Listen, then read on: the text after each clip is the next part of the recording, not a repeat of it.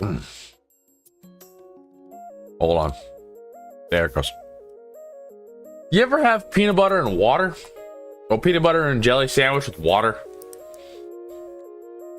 That's how broke you are. No, look, scratch that. You ever have a heel meal with water?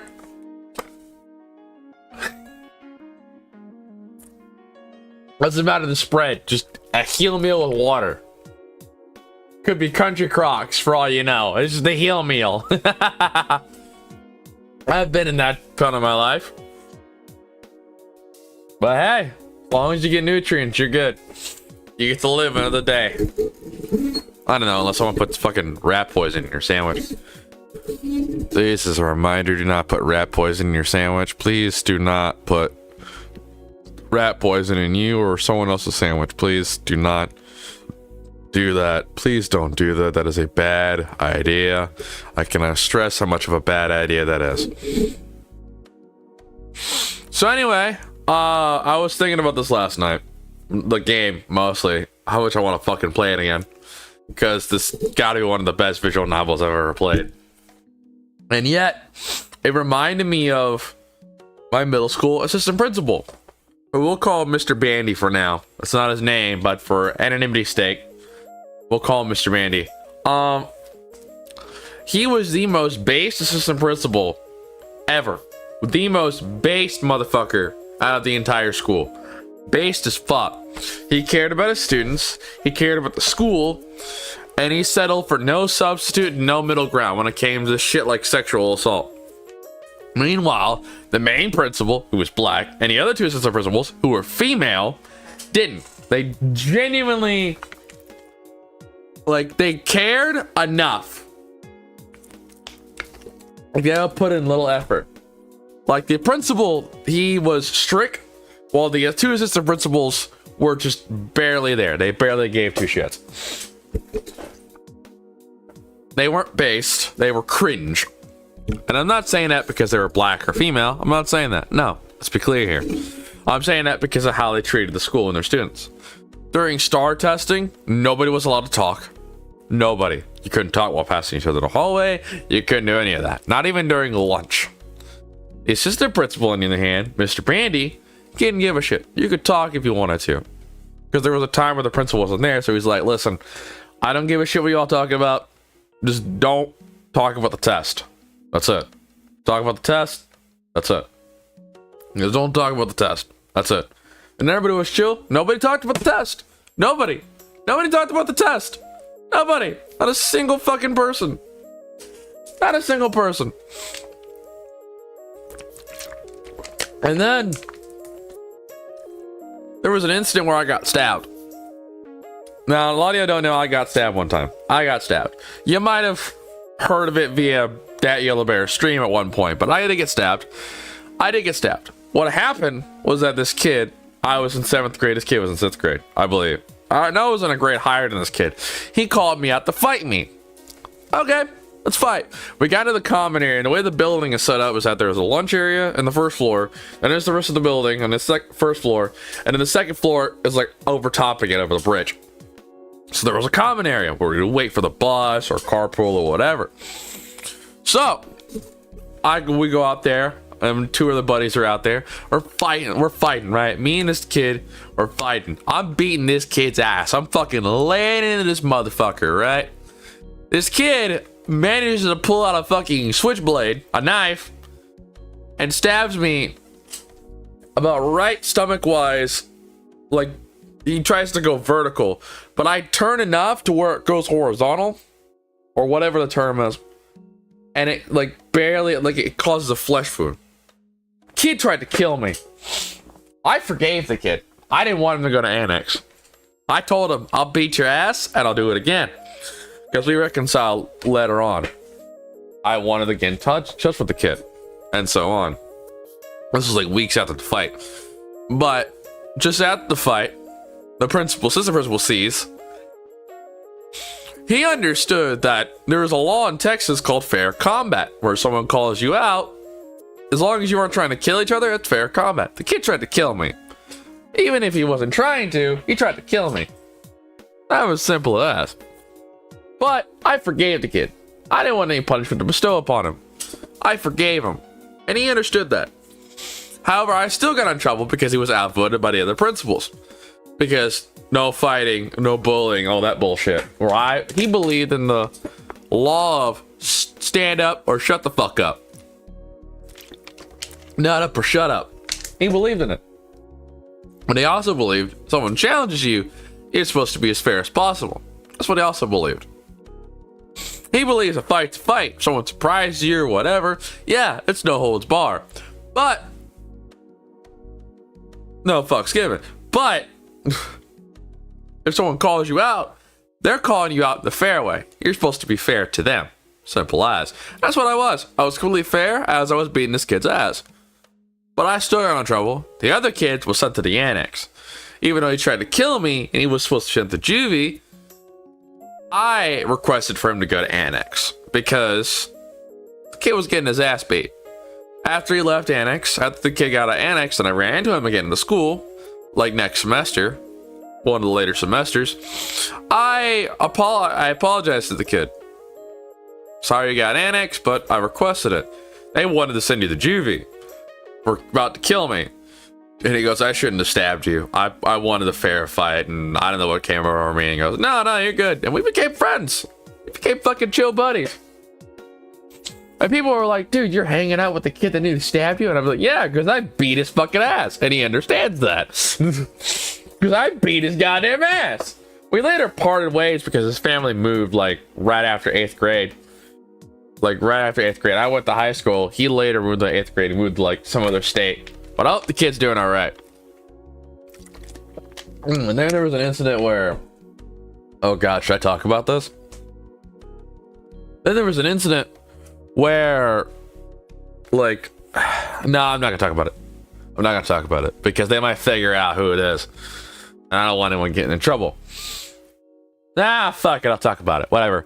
Anyway, it's my fucking channel. Fuck off. There was an incident where there was this male student. He was getting sexually harassed by a bunch of the female students.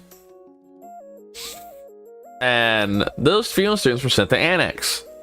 Sexual harassment, sexual assault even, is punishable at the suspension, expulsion of sexual assault. It's sent to juvie. That's the policy. Kids were sent to annex under sexual harassment, because if sexual harassment, you're sent to annex. You're not sent to juvie. Sexual assault, on the other hand, you're sent to juvie. No fucks given. They were sent to annex.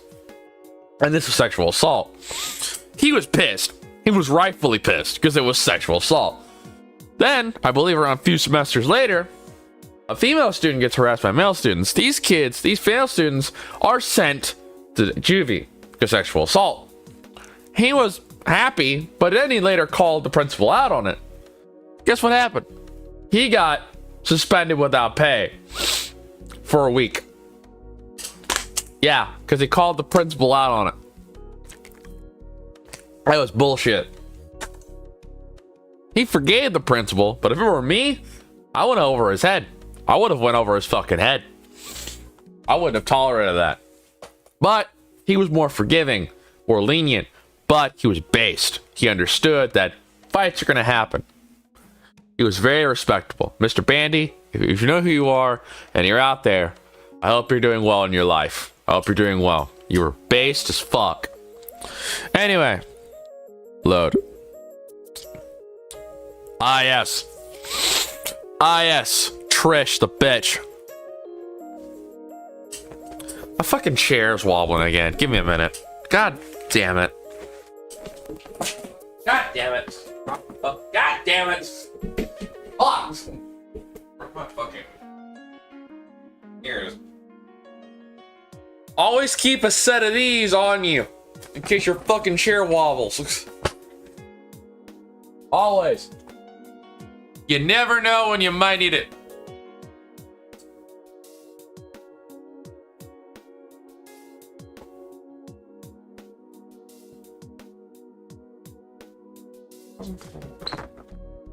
Base? Or was the chair just getting that bad?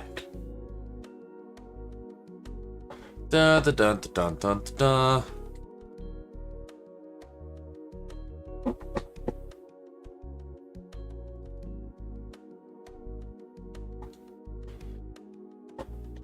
It's all about being the bigger man in life. This game proves that. But I imagine that yellow bear, when he plays it, he's gonna be a childish bitch. Much like lightning.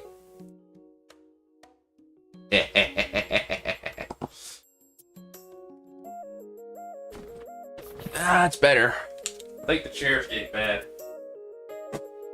In case you're wondering, yes, this is one of those Chinesium gaming chairs you find on Amazon. This is exactly that. The reason why I bought it is because it's comfortable. And I'm right. And I was right. Alright, hang on. I gotta prep.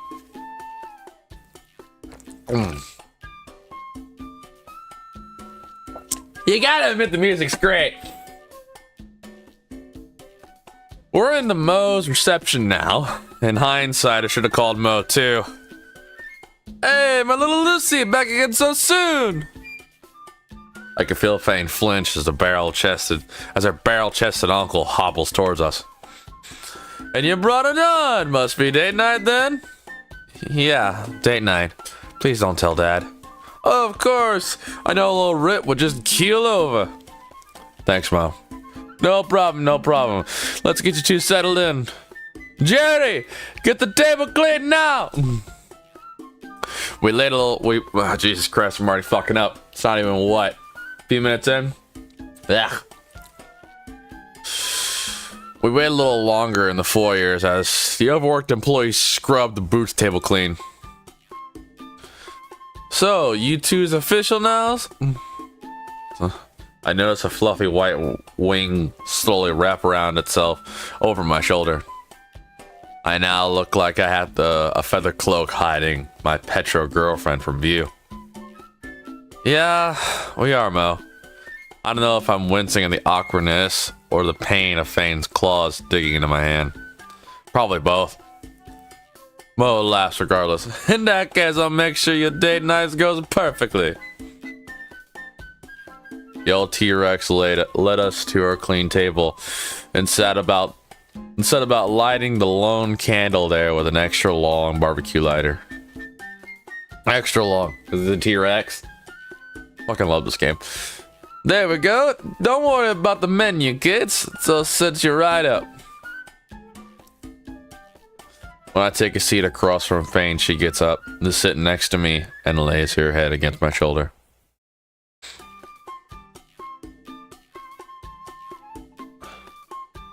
Wasn't expecting it to be free again. Your uncle's pretty nice.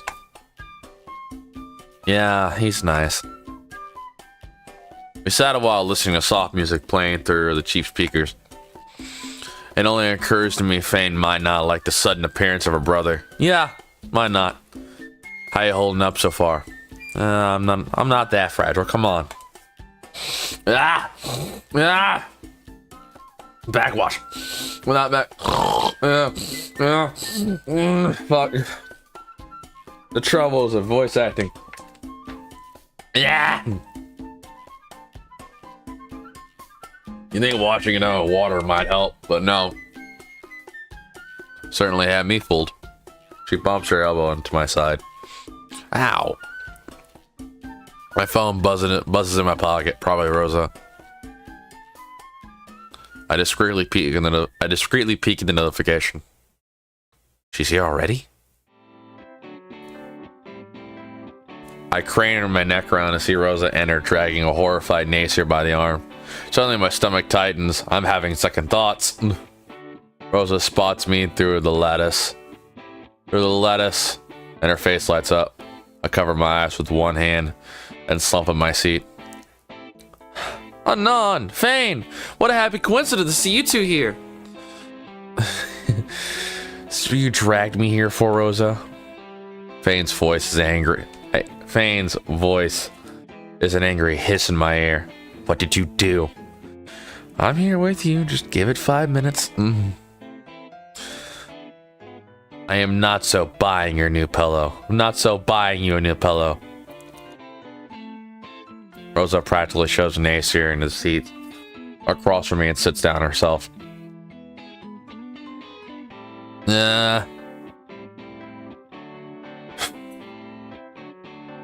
Rosa, I thought you wanted to talk about the gardening club budget. He's quick to turn his glare from the Latina to me. What's all this about, Anon? I told you before, Hush, this was my idea. You were just telling me in the car you were having struggles with your sister. Yeah, but... Go ahead. Try talking to Feng about it. Ah! Fuck! God damn it. Frog in my throat. Fuck. Feng shifts in her seat to get up as I squeeze her hand to get her to stop. Well. Guess I want to say... Alright, I brought the breadsticks for you, the lovely couple. There's Mo. Rosa slams her head into the table. Whoa, Nasa? I see you finally dumped that strumpet. I told you she was bad for you as I did. Do I know how to call him or what? Mo's powerful jaw clicks shut when he notices our unsheathed stares. This is a double date, ain't it? Thank you for the breadsticks, Mo, but this is not the best timing. Mo drags over a chair with his table and sits in his tiny arms on the backrest. Nobody tells me nothing anymore from your family, you twos. But I got a good idea what this be about.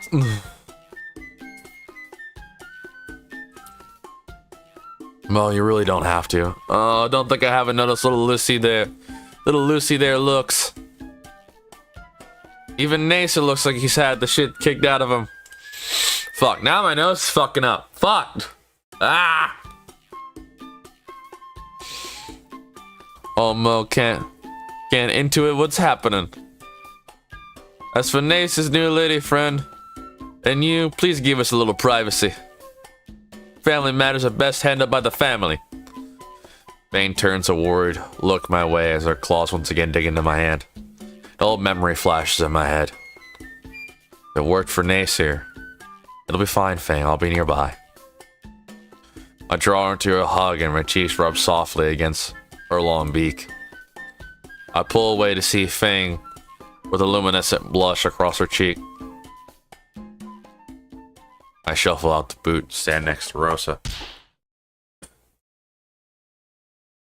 Jerry, get these two tables and mozzarella sticks! The overworked busman brought us to a small table at the opposite end of the restaurant. Guess this ain't the first time this kind of thing has happened. Come on, we don't get to hear the conversation? Fuck! So, now what, Rosa? Mr. Mo said it best. Family matters are solved by the familia. We just sit and we wait now. She grimaces as her eyes sweep over the menu. Are there any vegetarian options here? Why not the pasta? I'm watching my figure, Anon. I hope Mo can solve this quickly. You know, this is to help you too, Anon. What? You yourself look like you're struggling with something. Let me hear your troubles, Anon. My troubles? I look across the room to see Nasir and Fang actually laughing with Mo. My heart clenches as I wish I was there with Fang. Is it your new relationship? That and 100 other things. Let it out, Anon. There's no need to bottle up these anxieties of yours. It was as if a bulwark broke. The words spilled from my lips so rapid, at a pace I feared Rosa wouldn't understand. I told her everything.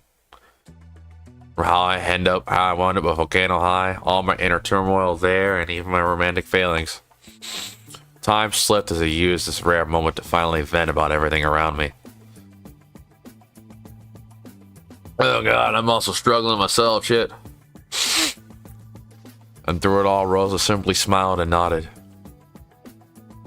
A few times she would speak up, only for clarification or to offer sympathy. Our meal came and went ignored. I just kept talking and talking until I couldn't anymore. My throat is so dry and my voice is so hoarse. God, how long was I talking? Rosa slides out from her chair and steps around it. Her fist rocks my shoulder back harshly. Ah, what was that for? For being a stupid boy. Here, drink.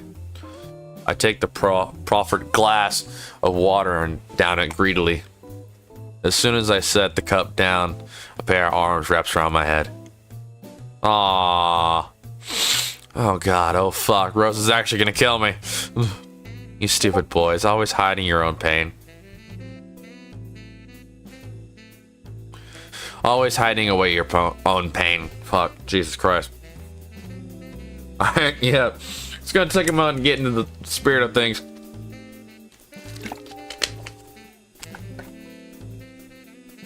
Her heavy hands rub my head gently as she cradles it against her chest. Be sure to tell Fang of this. Be sure you tell Fang of this, okay?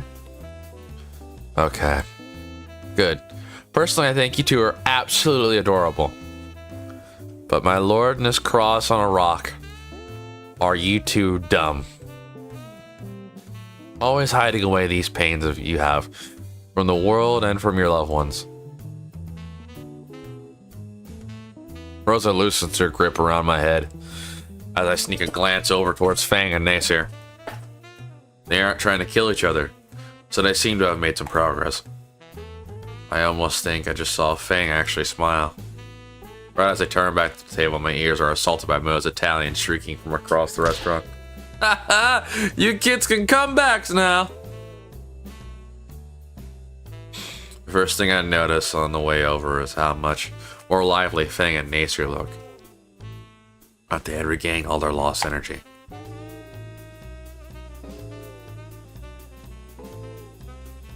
Before I could take a seat, Fang gets up and wraps her arms around my head. I almost ask her what the deal is, but I can feel the icy stare she's shooting at Rosa from here. Fang, you know I didn't mean it like that. Fang lets out a laugh she was holding in. I know, just messing. I let out a sigh of relief. Fang's back to making jokes, that's good. It's good to see old Mo.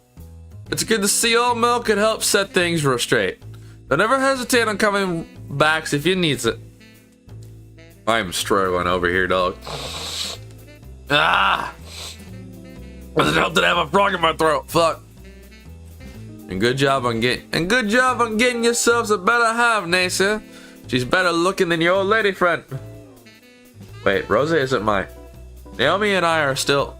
I know. You're probably all heartbroken about the breakup. But don't do it in front of your near God, Nasir.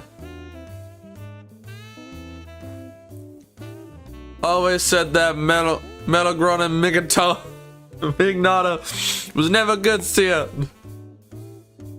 Mel rushes off before Nasir can finish the sentence, leaving the four of us alone once again. I promptly take my place in the booth next to Fang, feeling her clawed fingers lock with my own. Rosie, on the other hand, took a seat conspicuous distance from Nasir, and I'm not quite sure who looks more embarrassed. Nah. The rest of the time at Moe's goes pretty well. Whatever family tricked up his tiny sleeve seems to have worked. Fang is more calm than I've seen her in months. Nasir is talking and laughing without having to walk through a verbal minefield. For everyone's mood alone, I feel like a burden is lifted up from my shoulders. Dinner is lively, and Rosa offers to take Fang and I home. Fang agrees to return to her place with Nasir. She drops me off back at my place, and I return Fang's backpack to her. After locking the door, I collapse on my bed, completely spent. I forgot to get a new pillow. Nah.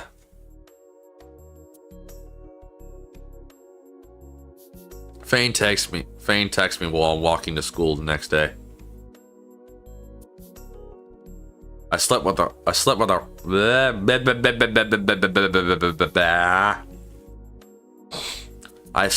like a rock last night. Feeling better too? Yeah. Were your parents upset? I'm grounded from everything basically forever. Uh-oh. My mom will forget in like a week. See you in science as always, right? Yeah, of course. What do you plan to do about your missing assignments? Nasir stayed up to help me with them.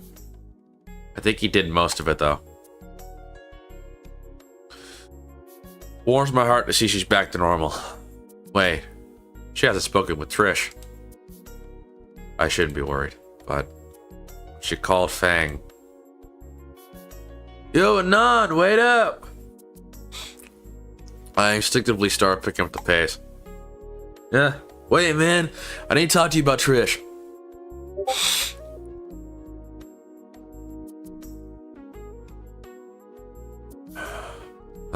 Well, I don't have beef with Reed, so I can't hurt to talk. Why? Trish has been like super beat up over everything that's happened. So I've heard. You wouldn't mind if, No, Reed. Huh?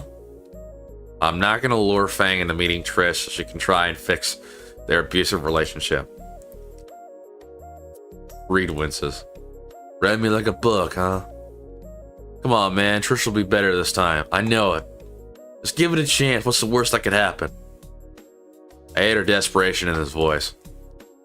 Hesitating, I sighed and rolled my eyes. Fine. Well, I'm gonna be there. And we're leaving the split second I can tell it's not going well. Oh man, you're a lifesaver. Just bring her over to the auditorium for lunch. I'll make sure Trish doesn't flake. Fucking frog in my throat's fucking killing me. Shit.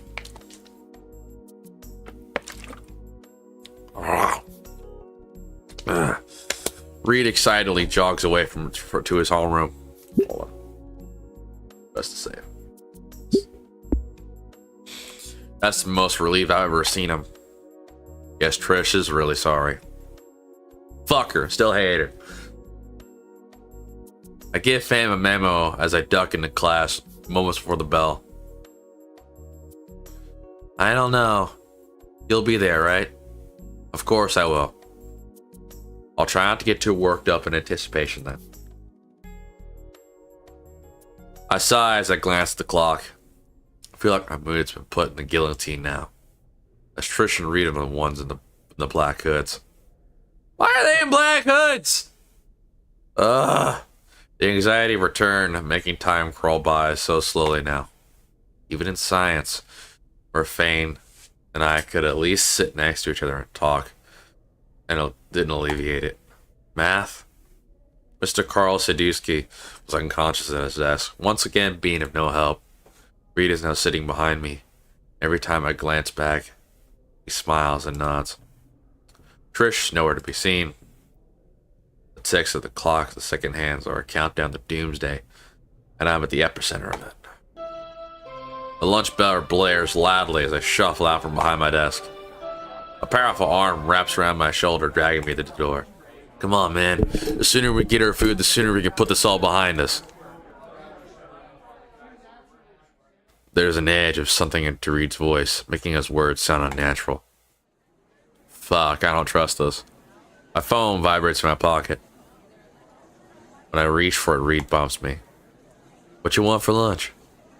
What are they serving? Another buzz in my pocket.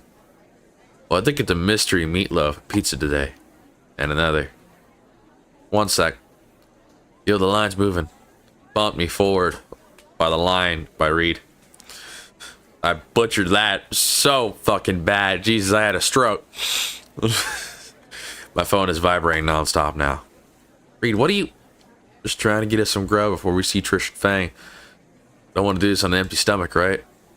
I get my phone out last to see. Yo, so the pizza, right? Let's get the pizza. Reed, what is with you right now? I glance at my phone screen, seeing 10 messages all from Fang. Reed pushes me forward and my phone hits the floor. God damn it, Reed. Got it, Anon. He scoops up my phone and pockets it. First food, man. Come on. What the fuck's going on with you, Reed? Seriously, Reed, what the fuck is up with you? What? Nothing, man. Just us two getting some food, right? Give me back my phone, Reed. Sorry. I dropped the tray and make a break down the hall towards the auditorium. God damn it, Reed. Reed is chasing close behind, a few feet behind me.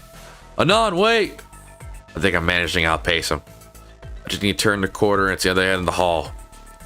I hear Reed's footsteps getting further away. I stop for a split second. Did he give up? Oh, fuck! What the fuck?! The water sprays from the ceiling. Halls are quickly crowded with screaming. Students, God damn it, Reed. The teachers are trying fruitlessly to keep them calm. Reed, you dirty bastard. I'm shoved aside by all angles by the student body. Just a dozen more feet to the door. Reed, you dirty bitch. I finally managed to get my hand on the handle and... God! Sorry, man. He's got me in a chokehold, one arm. Convenient. Reed opens the door with one foot to look in. You'll see, man, it's all going well. I can only watch the scene before me unfold. Why don't you want to talk about it? Please talk to me, please. It's been days. It's been days you didn't have enough time to think about it already. Fuck off from my life already. No, Fang, I won't. I helped you, remember? I want to keep helping you. You used me. You betrayed me. I did not. You couldn't deal with yourself. You weren't happy with how things were going. I helped you achieve a new you. You embraced something beautiful. I'm proud of you. I don't need a new me. I don't understand. Would you please tell me what's so wrong? Please, Trish, stop talking to me. But why? Stop yelling. What about the other guys? What about the band? You ruined everything. It was supposed to be fun. How? Please tell me. You just took control of everything. You were doing what you wanted all the time. We voted. You know what to do next. We only did what you wanted. Because I thought you'd be okay with it. If you didn't agree with anything, then you should have just told me. I know, I should have known. You should have known. You're confusing me. It was your idea. You're the one who wanted us to take the band more seriously, and I did.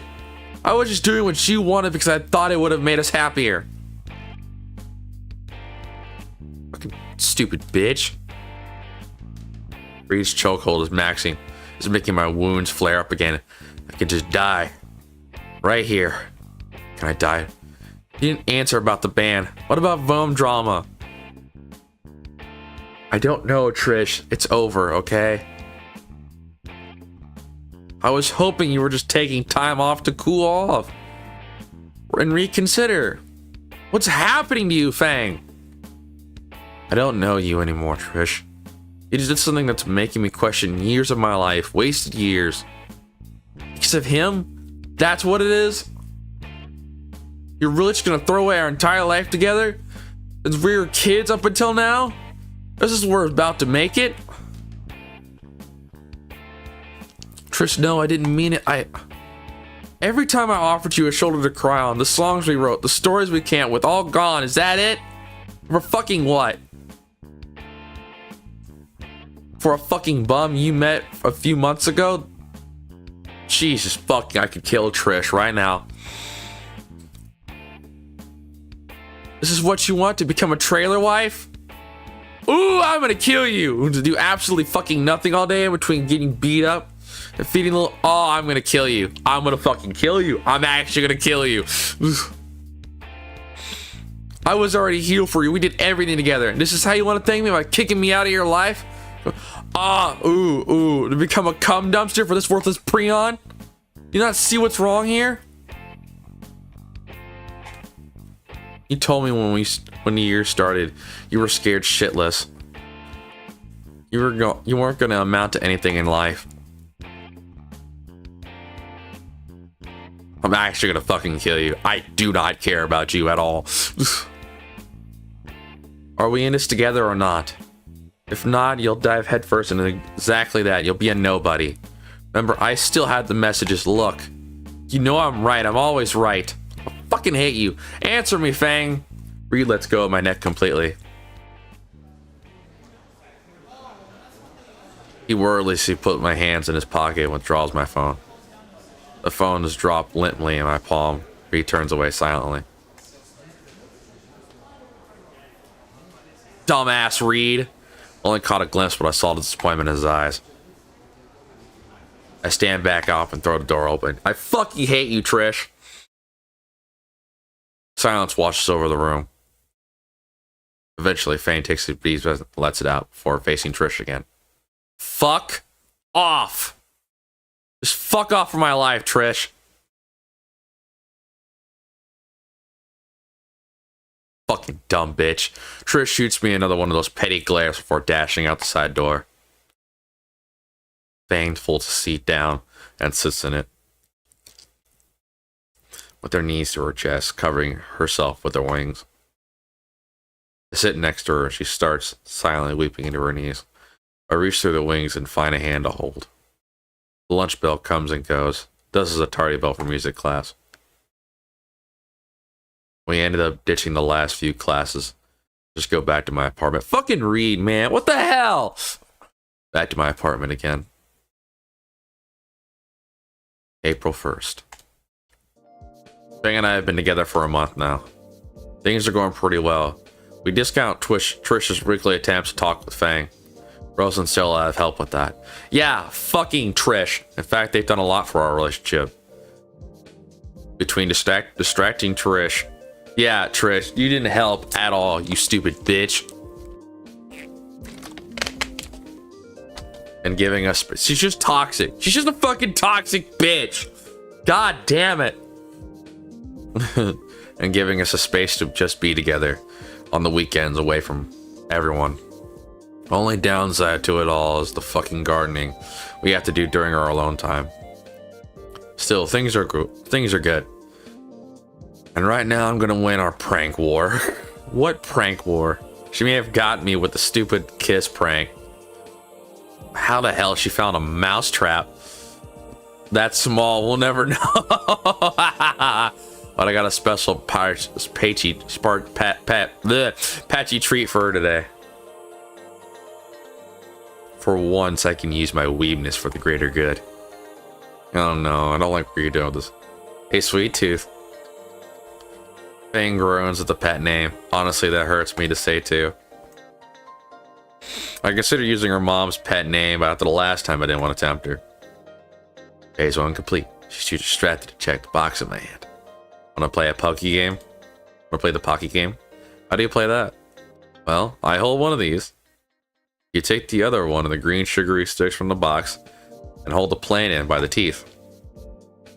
Opening my teeth. Then you have to take it with your lips and try and bite it. Let's just do without touching my face. Fane narrows her eyes in suspicion and constantly moves her head towards mine. It's just chocolate. She moves and crunches down the Pocky stick centimeters from my face. Jackpot. Her face contorts and almost immediately she spits out on the floor. What the fuck was that? Where'd you even get those? I barely contain my laugh as Fane downs the rest of her coffee to get the taste out of her mouth. Let's just say Stella got all sorts of weird snacks from Japan. Like wasabi Pocky sticks, yeah. Wasabi! Ah, man, that's funny. Fane looks ready to strangle me, but I still have one card left to play. And I have amnesty for today, April Fools. Payback for the mouse traps from the other day. She growls and jabs me in the shoulder. Guess I deserve that much.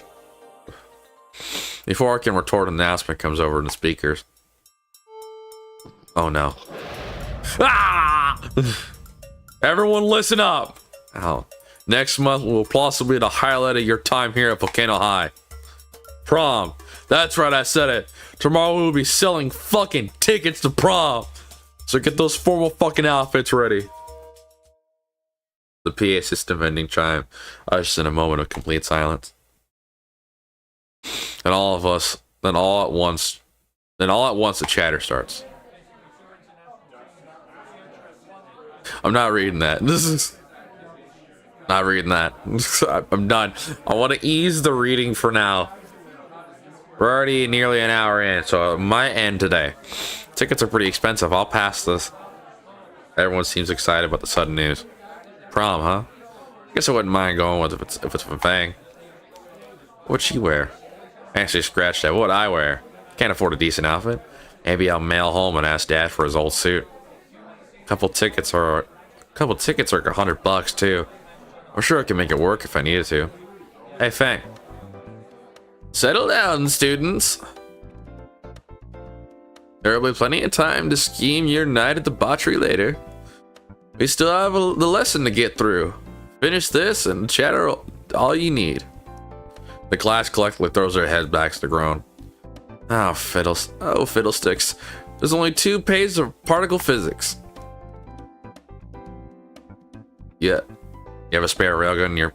Oh, fuck. Hang on. I didn't read correctly. No, I read correctly. Okay. You have a spare railgun in your backpack? Nah. Professor Fensworth passes out the assignments and returns to his desk for a quick nap. Particle physics isn't too hard. More tedious than anything. I should finish pretty quickly unless something comes out. And now remind me, what's a quark again? Oh god, I can't remember what a quark was. Fuck. Alright. Lab partners. About 15 minutes in the assignment, 2 of us are just about done. We're making surprisingly good time. You said that the electron holds a negative charge, right? Yeah. Yeah. Can't imagine I'll be using crap like this in real life. You never know. You might shrink one day. Yeah, and you might stop pretending you're live streaming on Snoot. Oh, fuck you. Fuck you. I just realized. Fuck you. You stupid bitch. As far as I know, I might be giving you the incorrect answers, you know? Sure. Teacher is making us rounds, checking on the students, gets to our desk. Hello, Anon. Fang. Are you two getting along well? Yes, Dr. Fensworth. Great to hear. You know, I'm real proud of you two. I remember at the start of the year where you two were at each other's throats. And now look at you. The two of us cringe. Yeah, thanks. At any rate, you two understand the material, right? Oh yeah, Fang and I are fine. I was just helping them with a few problems. Phew, remembered it this time. Good. I won't keep you any longer then. Fensworth meanders to pester the next few students. Anyways, where were we? Turning back to Fang, her hand tries to cover her face. Except the frown that's impossible to hide with her long beak. Fang, you okay? An embarrassed smile forms as she begins to shake her head. Yeah, I'm good. Just was reminded of something embarrassing. What? Trish. Trish? I can't help it. I see her every day.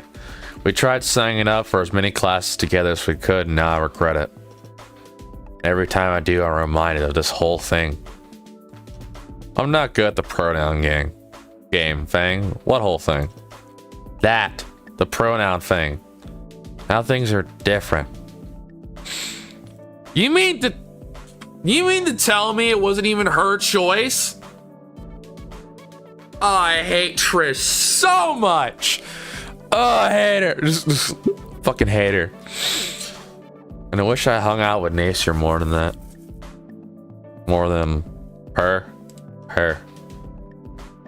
Some disdain in the way she said it. Now that they mention it, Trish has been very weird lately. Should I mention to Fang the fact that every day in math period I try to check if there's a bomb under my seat? You're the one I see the least. It's the same. Fang starts stroking my hand at on the table.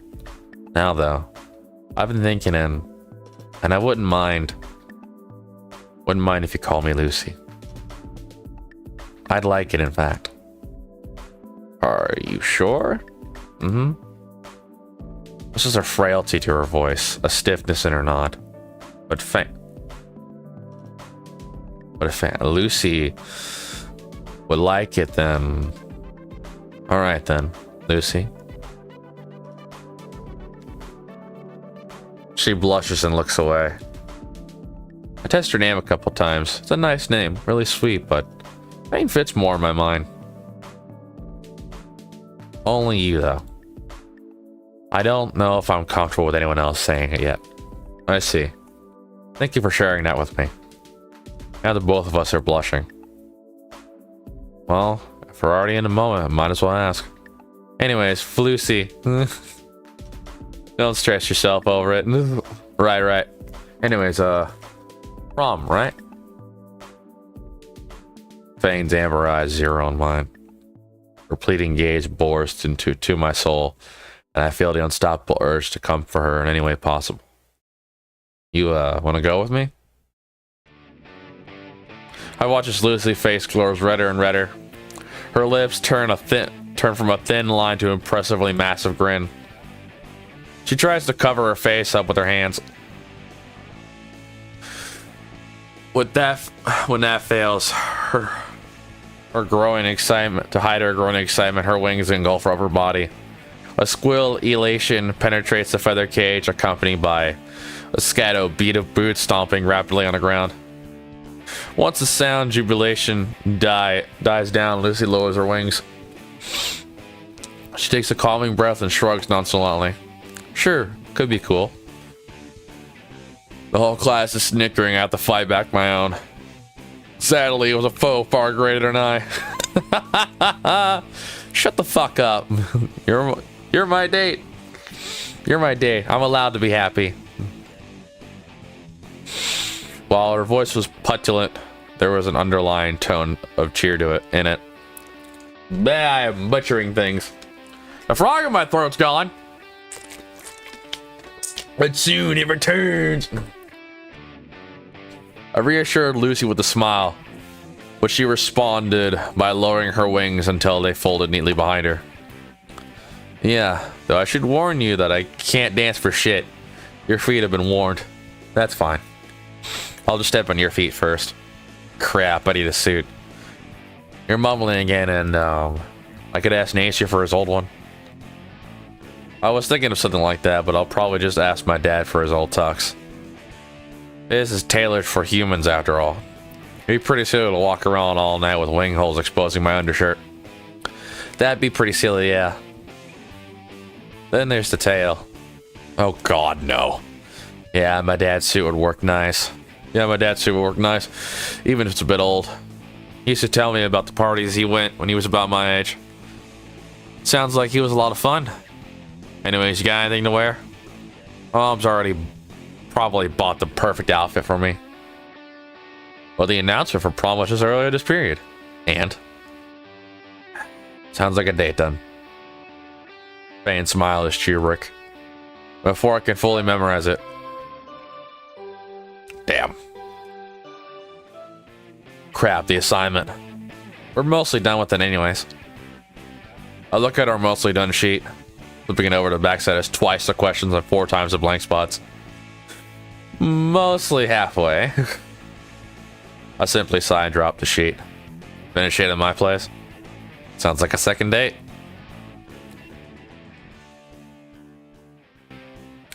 Later, at my hovel of a home.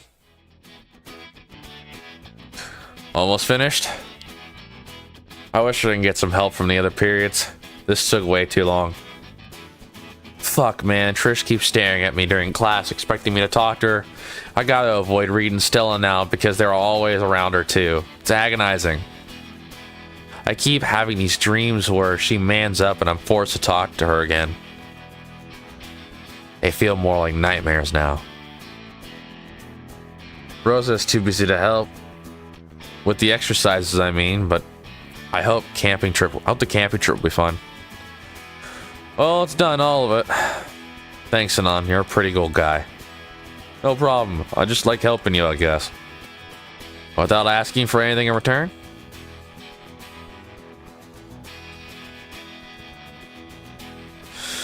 You're so good to me.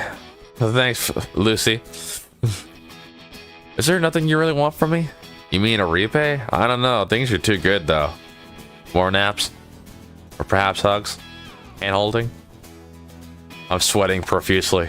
Or maybe a kiss? A kiss? With that huge snoot? Why, are you afraid? Have you ever kissed a dinosaur before? No. Not even a human girl? So I'm your first. That's exciting. This is so weird. I don't know how I'm feeling right now. Don't you feel weird too? I've kissed shorter snouts. Yours can't be that different. Look, Anon, it doesn't work out. It won't change anything, right? Promise. Of course I promise. Get over, you fucking pussy. Alright, okay.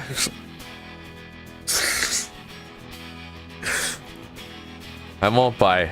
No, I've never had a human before. Okay, here goes. Well, that's just the lips. The tongue, come on. What are you doing? Your mouth hinges way back. I have to hang my jaw. Don't do that, it's stupid. Wait, you open wide now. It's even sillier. Oh no, this is going terribly. Oh god, how long is your tongue? I think I almost threw up. Oh god. I think I reached your tonsils. Ugh. Shit, sorry. No, it's fine. Let me think. Try the other one again. Okay. Don't open it. Why? Wait. Tilt to the side, like this. Did I get it? I don't know. Probably never get the hang of this. Really, I think it was, nice. Wait, seriously? Yeah, you're not a bad kisser. Bullshit. Seriously, here. Come on, let's see it. Let's see it, come on. Don't be shy now. Lucy. Come on. Oh, fuck. You mean to tell me that? I'm so... Getting better? I feel your heart beating, it's so loud. God damn it. Yeah, same. It's been a few weeks since I asked Lucy out to prom. Gotta say, things are looking up for me right now. Lucy is really taken to helping Rosa with the school gardens. Rosa doesn't force me to help anymore, but I still frequently lend a hand. Oh, I know it's itching like crazy. Just earlier today, Lucy and I were planning some hydrogenias that were sent to bloom in just a few weeks. And now I'm setting up a pair of tents alone, despite being in a group of 4. 2 days earlier, Syl is chattering me about the esoteric, while the school delinquents get the Orwellian treatment from Rosa, who swaps between helping Fame plant some exotic flowers. I don't know, and barking orders. I understand that maybe a third of what Stella was saying was mostly just nodding along. Night's really important because the moon was perfectly alignment. Oh no. Right, lunar eclipse. Is that the one where you can't see the moon, or is that the one where you can't see the sun? It's also called a blood moon for its color. It's a very important night for me and on. I feel as though my divinations will be at their best under this crimson glow. What, camping? Oh yes! My backyard is very big. Long bus ride to school. But I can see the stars at night. So well. So still has slumber parties often. Oh no, we should go too. Wait, why? We can go stargazing, Anon. Just imagine it. But camping? Can't we just... Come on, Anon. Don't you want to watch the stars together with me? Lucy's pleading eyes lock onto mine. Alright, as long as we have tents. I don't want to deal with insects. As long as we have tents. Me and my stupid fucking mouth. Nah. Finally, I managed to get the post to stick to soft soil. 1 down, 19 to go. Now Lucy's using those cute sad eyes. Ugh. Whenever she wants something. And no alone time with her since all the girls are working the grill. I'm doing my job! I can work a grill really easily. It's not that hard. Hey, you guys aren't making dinner with that gross herbivore meat, right? Of course! I'm always prepared to serve guests. Wait, which ones are which again? What if I bite into a single bug your cart? If I bite into even a single bug, your carbs are going into the campfire. Hey, camping is supposed to be relaxing. Relax. Also, when you're done with the tents, can you start the campfire? Wait, why me? Rosa and Stella flinch and exchange glances. Just figured you know, is all. Why would I? Hey! Principal fits the bill so well. Guess it's just him. Come on, quit teasing him. Who cares if he hasn't evolved to fire yet? Rip the tents and tear the whole thing down. There it goes. By the time I get both the tents standing, the sun is nearing the horizon. My back already hurts from setting everything up. Luckily, Lucy carries around a lighter for her cigarette, so I was able to start a small fire. I slump one of the logs around the Jesus Christ, why is this music getting to me? I slump one of the logs around the fire pit to try to massage my shoulders. Hello, Anon. Oh, is the food ready? Sal and Lucy are getting some plates to use. Just taking a seat for a minute. Thanks for inviting Lucy and I to camp back here. Oh, don't thank me. I am very happy to have friends over. Although normally I struggle with making the tent stand. My jaw just... Yeah. Hold on a minute. Give me a minute.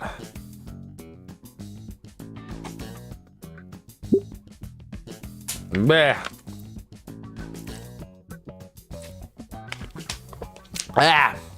My jaw just did a weird motion. Just a weird, like, fluid motion just a minute ago. Very weird. Hope that's not repetitive. So I really must thank you for setting it up for me. Oh, it was nothing. Stella calls out from the back door to Rosa's house. She's returning with Lucy, holding extra utensils and snack foods. Rosa waves him over. I never pictured Fang coming over. Lucy is really lucky to have you. Stella struggles to separate the false shin kebabs from the real meat before the false shish kebabs. Jeez. I've done enough reading. Fuck you guys. Real meat before handing me a plate. Lucy gets that look in her eye and snatches the bigger one right off. Eventide draws near. I believe it's best we shudder from the faded ones, Rosa. My scrying glass awaits. What? I don't speak whatever the fuck that was. I believe Stella means that the sun is setting and we need to go set up her telescope. Then why didn't she just say that? Aww. Let her have her moment. Come on. Rosa and Stella take their plates of imposter kebabs while I start walking to the other end of Rosa's yard. Fang shrugs at me and starts devouring her food. With nothing to do but wait for nighttime, I also begin to remove kebab. Ugh. I think Stella undercooked this. Give me some of yours. No way, you have your own. Well, I want yours. You're supposed to share with your girlfriend. Damn her and a filthy Petra logic. Fine, you can have a bite. I hold out the meat stick for her. She grins wickedly. I realize my mistake as I watch her maw widen and engulf entirety of my kebab. Once she pulls away, I'm left holding a crispy, clean wooden stick. Stolen food is best food. Well, that was uncalled for. Here, take the gross one. Lucy hands over her undercooked kebab. Whatever, I like it rare anyways. You should be thanking me then. She leans her head into my shoulder. Yuck, this was really undercooked. I hold the stick over the fire to char a bit more. That's just gonna burn the outside. Can't be harder than roasting a marshmallow, right? Did Rosa bring any? I think so. Save your kebab stick for them. I think I'd rather use a regular stick off the ground than a greasy marshmallow. Get a greasy marshmallow. Hey, nothing wrong with a greasy marshmallow. Lucy and I listened to the crackling of the fire for a few minutes. Somewhere in the distance, I hear Stella yelling at Rosa about leaving the telescope cap on.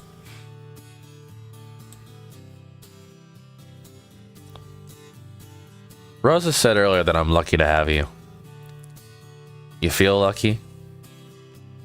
I'm thinking it's the other way around. I do. Rosa was right. I wouldn't have thought about going camping back in the first semester. Guess I was really lucky. Guess I really have been changing a lot. Your kebab's on fire. Huh? Shit! I blow up the now burnt chunks of meat. Flambe? Lucy snorts. Chewing down on this is not the worst thing I've eaten. Still want a piece?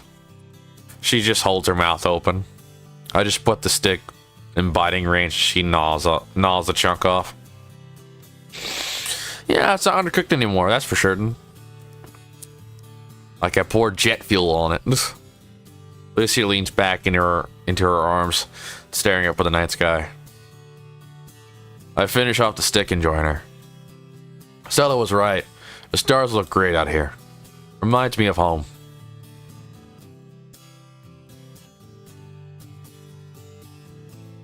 The stars do? Oh yeah. There wasn't a lot of light pollution around at Rock Bottom. For a brief time, I was in the Scouts. I got to look at the constellations a bit. Name a few. I don't remember now. It was like a decade ago. Orion's Belt? Anyone can name Orion's Belt. Big Spoon, Little Spoon? You mean the Dippers? Also, yes. Lucy hums and scoots close enough so I can wrap an arm around her shoulder. Her head leans on my shoulder, and I can't help but smile. Something like this, then. Yeah, close enough. I think you can see Mars, too. It's supposed to be the red one. I think that's the moon, Anon. Nah, it's been a while, okay? Get your boyfriend some slack. I feel her head shake as she withholds a snicker for my sake. Still managed to get my badge, though. Aren't you the big, strong man? Fuck it, a compliment's a compliment. We gaze up at the night sky in companionable silence. Ooh, look! Lucy points at the sky at a shooting star. Oh, hey, you got a wish? That's not a shooting star, dork. Isn't it? I look again. The star is joined by several smaller dots trailing behind them. The sky's only for an instant. In the sky, only for an instant, we're disappearing over the horizon. Oh, meteor shower. Stella's incomprehensible, excited gibberish reaching our ears. Lucy lays down on her bed to get a better view. A little dirt on my clothes is worth the moment. Man, being here with Lucy had such a wonderful night. I feel like no matter what, everything is going to be just fine. I feel the same. I'm just gonna start biting my tongue. Thank you for being here with me, Anon. I mean, this was all you, and Rosa and Stella too. No, you big dweeb, I mean, you've always been there for me, even when I was so mean to you. I don't know what kind of road I was going down when you met me, but I know it wasn't a good place to be. I don't know where I was going to end up if I had never found you. You saved me, Anon, and I'll always be grateful for that. She sits up and looks down to me with that warm smile of hers. Hearing her put that away. Maybe I did fix Lucy after all. Congratulations, guys. We fixed her. We did the one thing we cannot do IRL. We fixed her. We did it. Pack her up. Send her home. We got it. Mission accomplished. She seems so happy with how things are. It doesn't matter. It doesn't matter who was all part of someone's stupid plan. Lucy fingers dance across my cheek. Slowly, slowly, ever so slowly. Her eyes lit as she leans forward, her head tilting and her mouth opening slowly. Hold on. Sorry, it's not the game. The game's fine. Fuck. It's taken a month for us to figure this out. But now that we had practice, I raised myself up, my mouth meeting hers in a slow and soft connection. Come on! Her tongue slides along mine and she manages to not gag me with it. Our first through 14 kisses never went this smoothly. And it's utter bliss as we savor each other's lips. While I would like to stay like this forever if I could. The air is very much a necessity for life. Come on! Fuck you. I might have to... We separate just as slowly as we connected. Ah! Hey. Lucy's eyes open as she smiles impishly at me. I love you. Yeah, me too. She giggles and lays down, her head resting on my shoulders, and her wings becoming a blanket as we looked back at the stars. We stayed laying a while longer, keeping the red mood company.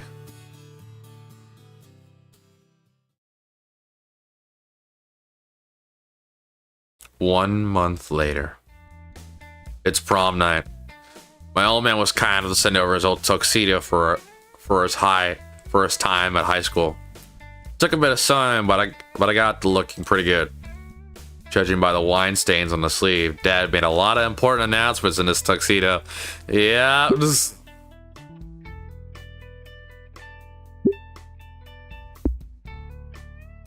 gives a bit of history, I guess. Oh, that looks cool. Saying it looks cool, nothing more.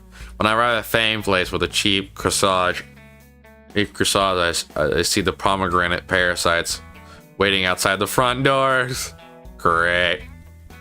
And dear God, how she can move in that dress. How can she move in that dress? The top hat logos have been shrunk wrapped to her body. Yeah, that's dresses like that for sure. I am 100% certain there's nothing beneath the bottom half. No, don't ever say that. God, I didn't want images of that. Oh, I already knocked it on. Nasir will be out in a moment to invite us, and I'm sure Fane is getting ready too. I've heard the two of you are going to prom together. Ladies and gentlemen, the next Sherlock Holmes. No, I just happen to be here in a suit going golfing.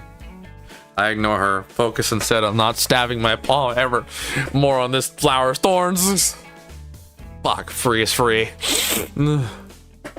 Nothing more free than a 5-finger discount in the neighbor's yard. Yep, 5-finger discount, yep. You and Fane just make the cutest couple. Did you two sign up for prom king and queen? Nah, she's nothing about fascist, sexist, monarchy system. Well, Nancy and I entered and we're going to prom. We're going to be prom royalty. Oh, I cannot wait to wear this beautiful tiara. And I picked it out and everything. I had the crown for Nasir. I've already tuned her out. Nasir opens the door. God damn! Looking like Miami Vice in here! Damn! Looking like fucking Miami Vice! Holy shit! God damn, dude! We're just gonna save that.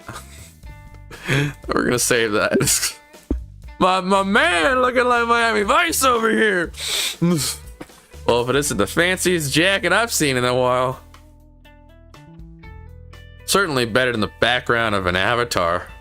Background of an avatar he always wears. Sorry to keep you waiting, Naomi. This thing is a nightmare to get over my wings. Oh, Nan, come in. Didn't know you were already here. He waits for the two of us to enter, pecking Naomi on the cheek when she passes. Looking like fucking Miami Vice over here, dog. Fane's mother speaks up from the kitchen. Oh, is that a Nan? Here we go. The small petrodactyl comes out. Oh, bull. She struggles to stir in her arms. My, aren't you handsome? Pictures. I need to get pictures of you and Lucy. She sets the bowl aside on the coffee table to frantically search for a Polaroid camera. To think Lucy would have such a wonderful one man to take her to prom. Ah, I found it. Hold still, dear. It's like getting slapped in the face by the sun's dick. I blinked the blindness away so that Nace So that's why Nace had those fucking aviators. Dog, I can't get over the fucking Miami Vice outfit, dog. You want to trade outfits? Lucy will be downstairs in a bit. She's just getting the last of her makeup on. In the meantime, take a seat. I got some cookies in the oven that are almost ready. Yes, thank you, ma'am. I take my seat in the usual spot, sinking in and feeling the pillows conform around my spine. This thing must cost a fortune. Bane's dad is a police commissioner, I recall. That explains the luxurious furnishing. Ugh. Now think about it. I'm surprised I haven't seen him yet. No. So, fuck. I hope I didn't just ruin these slacks. Good evening, sir. I didn't see you in your chair, sir. My apologies. Don't sweat it, son. Think about humans, as well as many carnivores, that their vision is based largely on movement. Yeah, no, that's actually surprisingly true. That's actually true. You'd be surprised how effective staying quiet and stationary can be. How close can you get to someone without them knowing? Sweetheart. No, intimidating the suitor. The big guy deflates in the big chair. Point is, don't get any funny ideas. Yes, sir. We're all taking the NASCAR, right? Yeah. One faint. Oh god, the frog's back. No! We're close to the end, too. Ugh. Fucking frog in my throat. God damn it. Once Fang gets down, we skedaddle. So until then, we sit and chill. We could take more pictures. Please no. I would love to make this a little photo op. Oh no. Oh god, that's actually terrifying. That's actually terrifying. Please stop with the flashes. Oh god, my eyes. 30 photos later, I never want to be able to see another camera again. Fane's mom decided to take pictures of every possible combination of us. I don't know which was way worse, having to pose Naomi or Fane's dad digging his murder claws into my shoulder. I've lost the feeling. I've lost nearly all feeling in that arm. Pretty sure that'll leave a bruise worse than any accelerated hug with the stare bollard for last month. Oh shit. I swear I'm not on drugs. I swear, it's just my allergies. Fuck. I gotta dust this desk off. At least the pics with Nacer were a nice reprieve. We ended up looking like the Blues Brothers standing by side in the fucking ugly suits. Just as I was about to resign myself to the premature blindness of the camera, my savior arrives. Oh, Anon, you're already here. That is so beautiful. That's honestly beautiful. Can I just take this moment to remind everybody if I don't know if I'm going to be a good father or not? I have no clue. Like, I hope to have children one day. I don't know if I'm going to be a good father or not.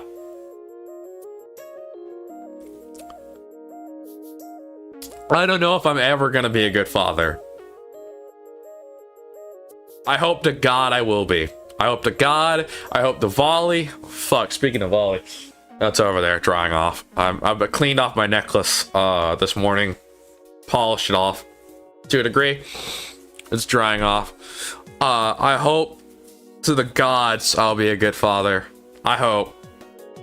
I don't know if I will be or not. If I ever have kids, I don't.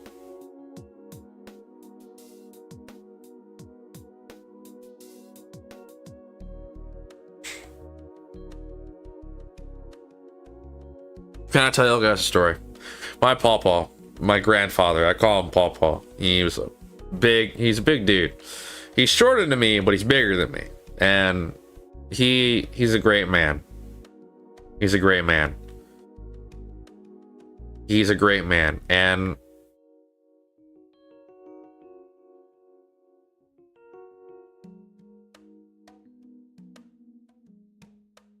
he told me one day, after one of my arguments between my mother and I, when I was at his house, when I was going home to my mom, because that you gotta learn to control your behavior. Otherwise, you will never be as good as a father. You will never be a good man. You will end up exactly like your father. And I tried my best. I did. And then later on, when my mom passed away, he talks to me one day. He turns off the TV and he sits me on the couch and he's sitting in the recliner. And he's talking to me about Savannah and Kenneth and how they're going to have kids. And I'm bringing it up to him that when I have kids, I don't know if I'm ever going to be a good father. I'm worried. And he looks me dead in the eye and he goes, as long as you're better than your father, that's enough. As long as you're better than your father was, that's enough.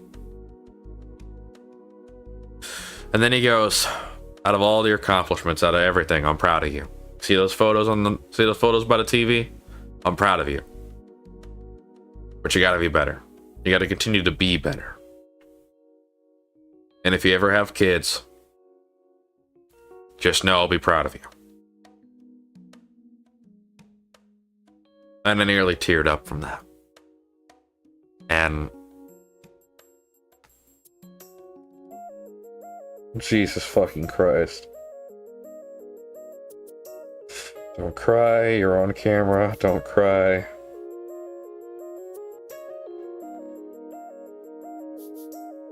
Anyway, before I absolutely lose my shit and burst down and tumble down like a sack of potatoes inside, we're gonna continue on, shall we? From that emotional respite. Lucy comes downstairs in a white dress. The back of the dress trails the stair. Trails this down the stairs. Jesus fucking Christ, I can't keep myself together. I'm dried up from tears. I'm dried up. But fuck, I want to cry so badly. My eyes actually hurt. Down the stairs behind her. Can't say I'd imagine she'd ever willingly wear one of these.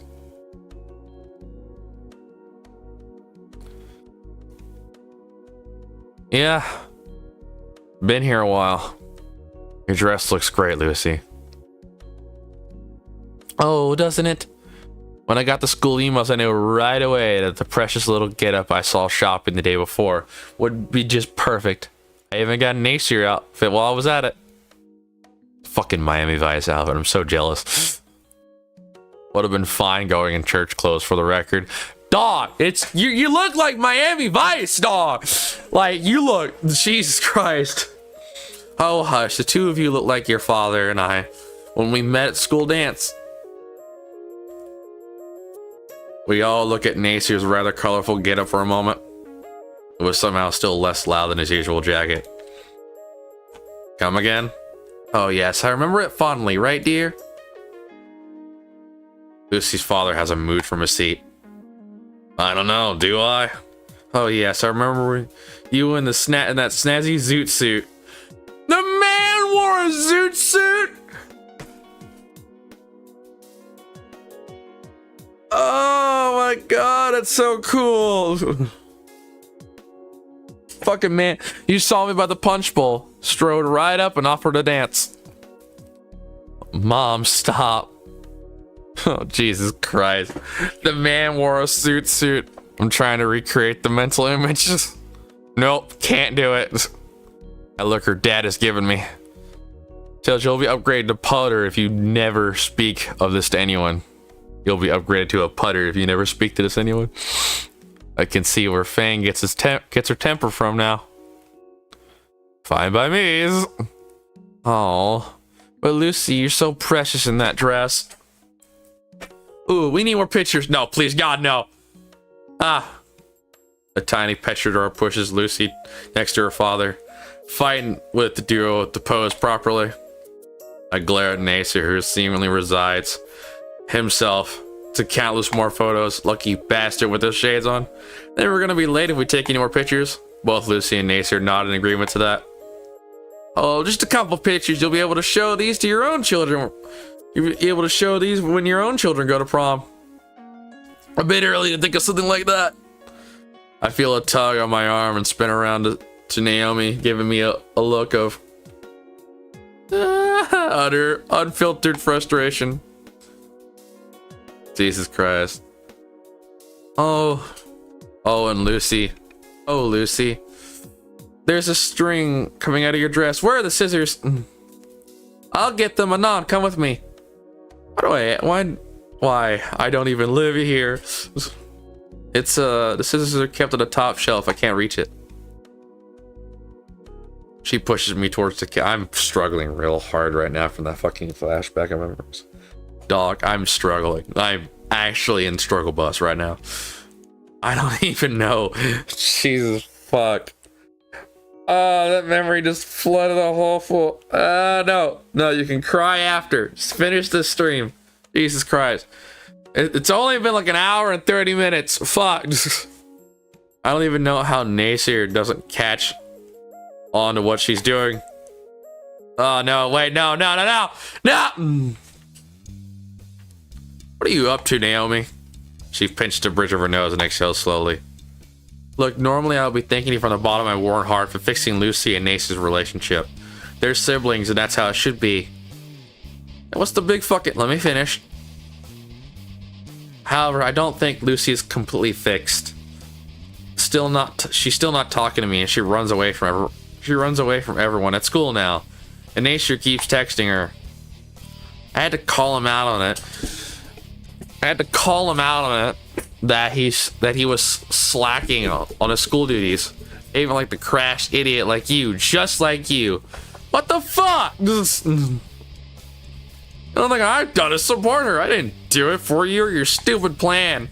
I just want to have a good time with Lucy. Not any more bullshit. And I swear to God Almighty, if my night with Nasir is ruined because of Lucy's.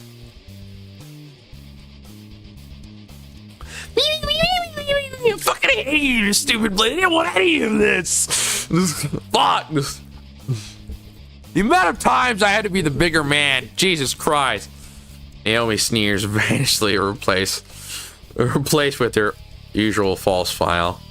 But okay, of course you do deserve it after everything you've done. Suddenly I feel another tug on my arm. This time Fane's mom is dragging me back into the middle of the room. No, stop.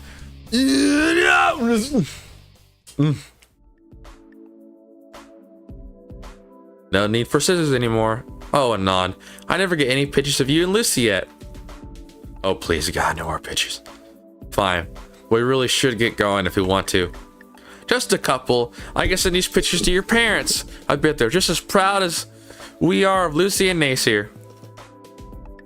I'm sure they're just surprised that I'm actually going to prom. Posing with Lucy is nice, but I make sure to be extra careful where my arms go in front of her dad. Yeah.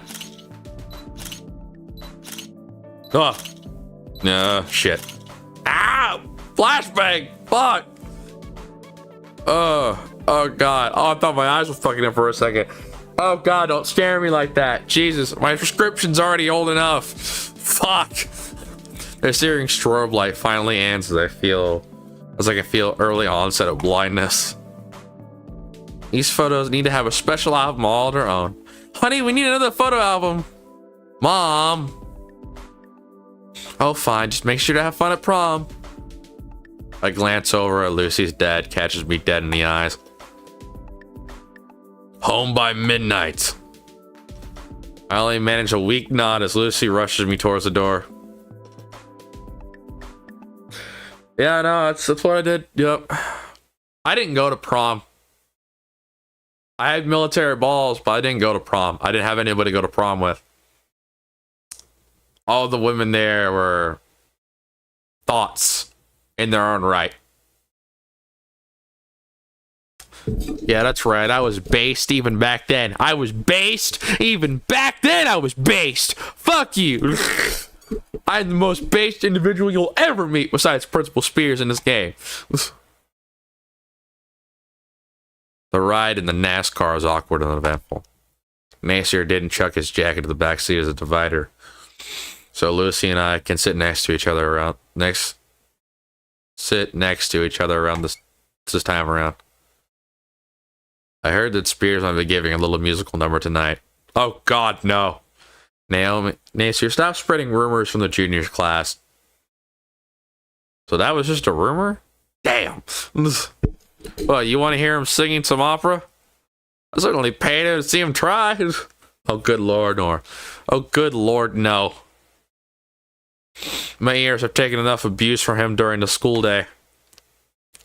He won't be singing, but we did get Reed to be the DJ for the night. His only condition that he got to wear the mascot costume, which is rather odd. If he's the fucking DJ, that's fine. Everyone aside from Nasir's involuntarily sighs. What?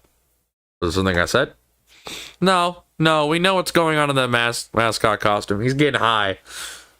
But hey. Pulling into the school's parking lot by the gym, I take in the view. The students strung up various strings of lights along the overgrowth of the vines around the school. The line to get in isn't long, and it only takes a few minutes to get inside.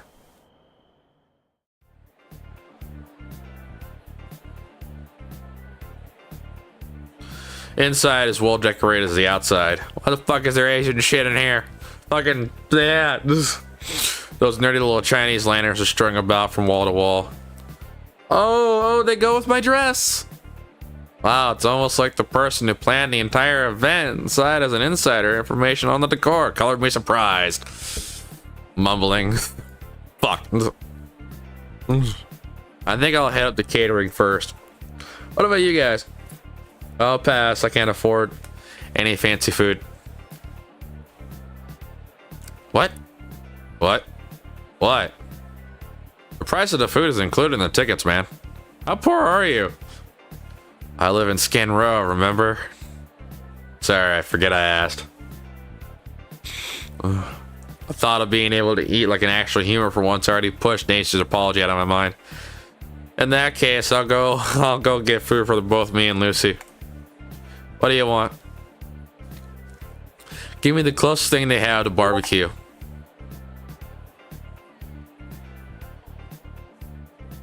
Sorry. That bit's gonna get old real fast. Oh, Nasir.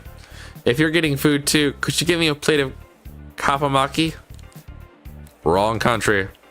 That's Japanese, actually. That is the wrong.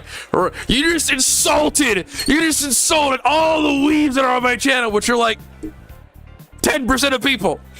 How dare you? You just insulted the weebs on Reddit. How dare you? You're gonna get flamed, lady. You're gonna get flamed.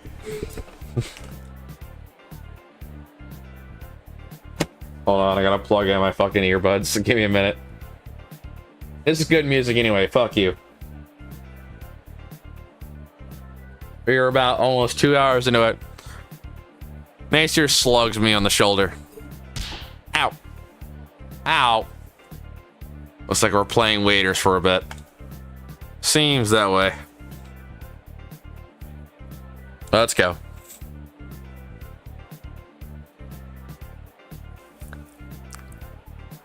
I fall onto the food table.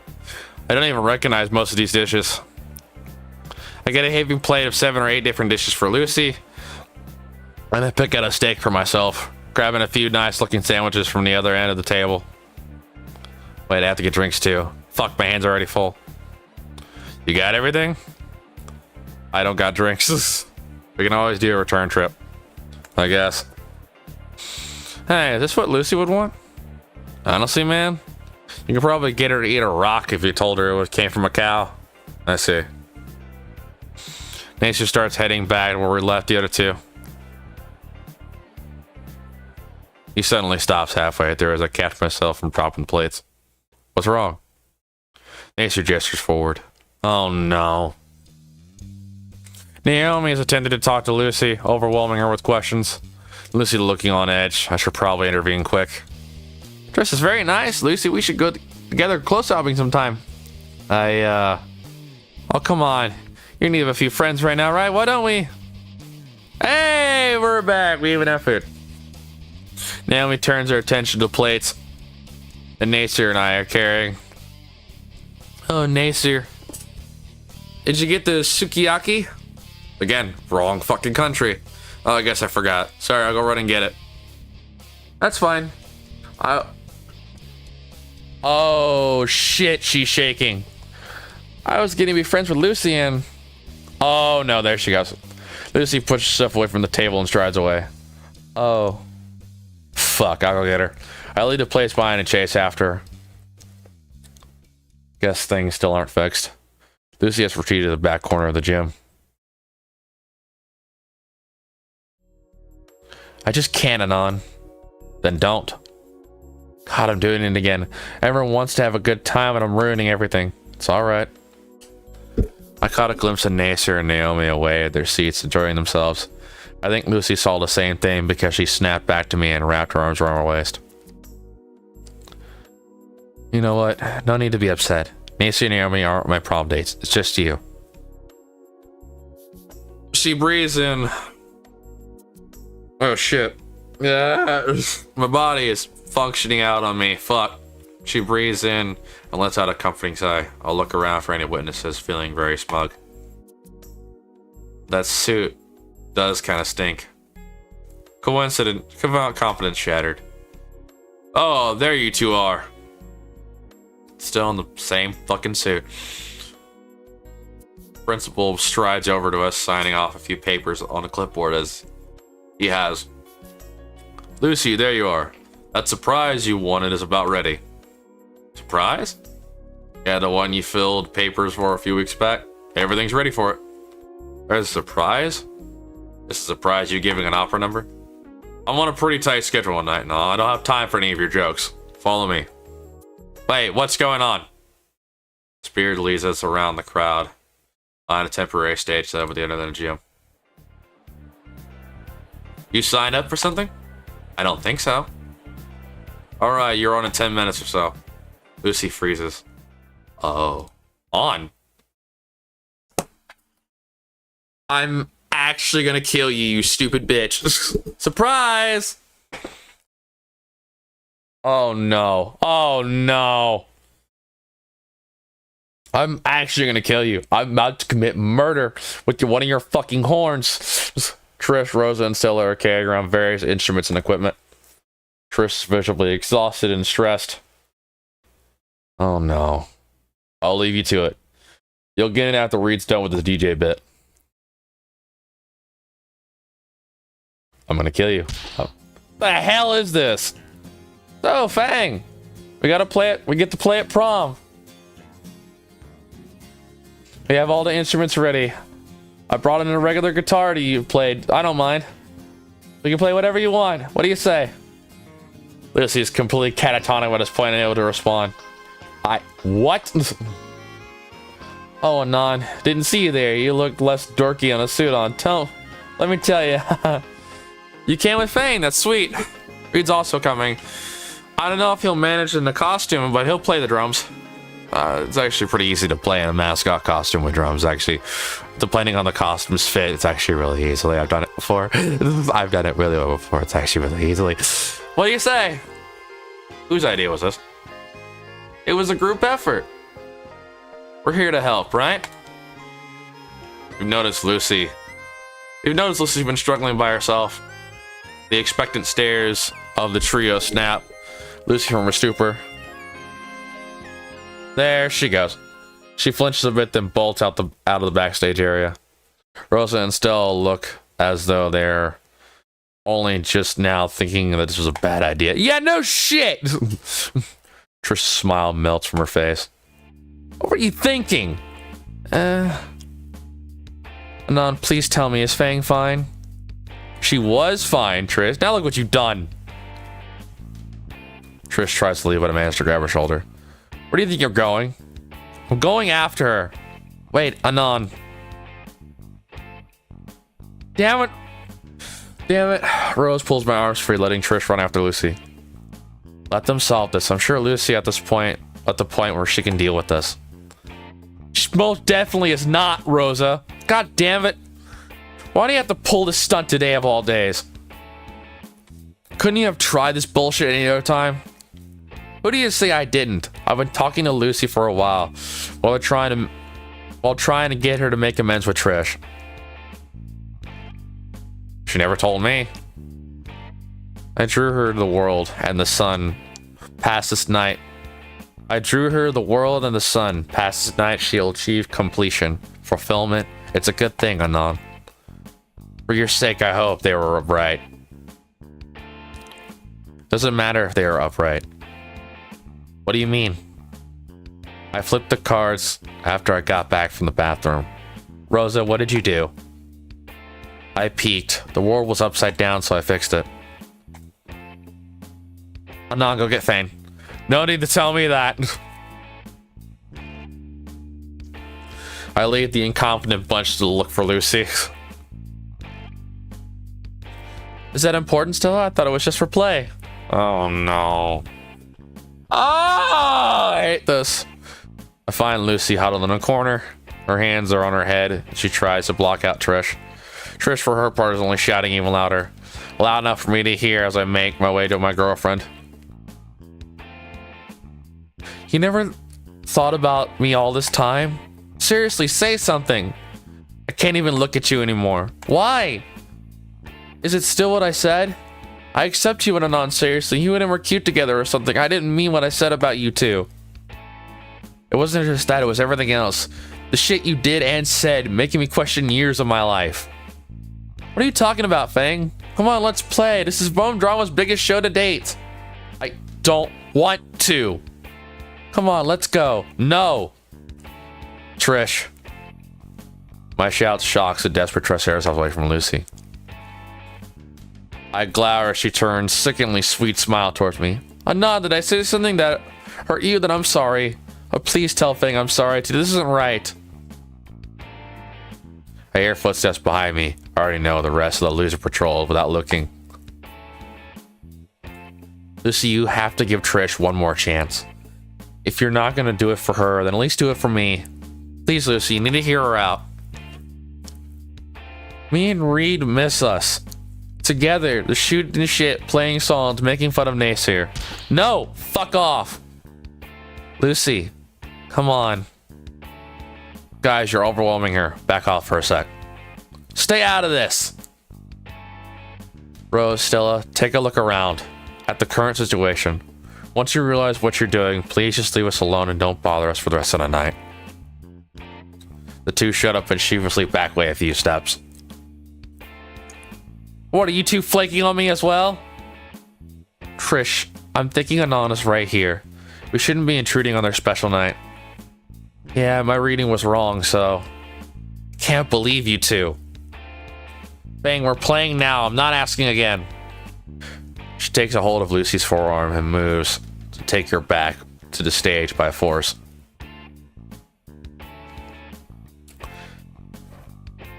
Rosa, hey! Rosa blocks away long enough for me to grab her wrist.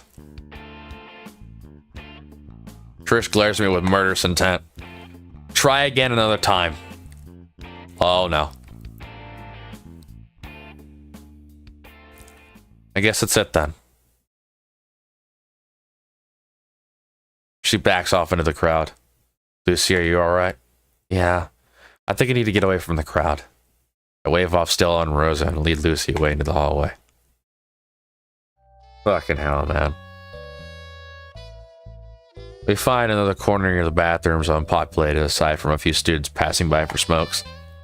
Lucy looks at her entire Lucy looks like her entire world has crumbled.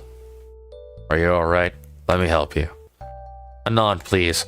I just want to move past it. Okay then. I don't want to see or talk to anyone anymore, not even Rosa or Stella. Just us. I want to see you. Only you.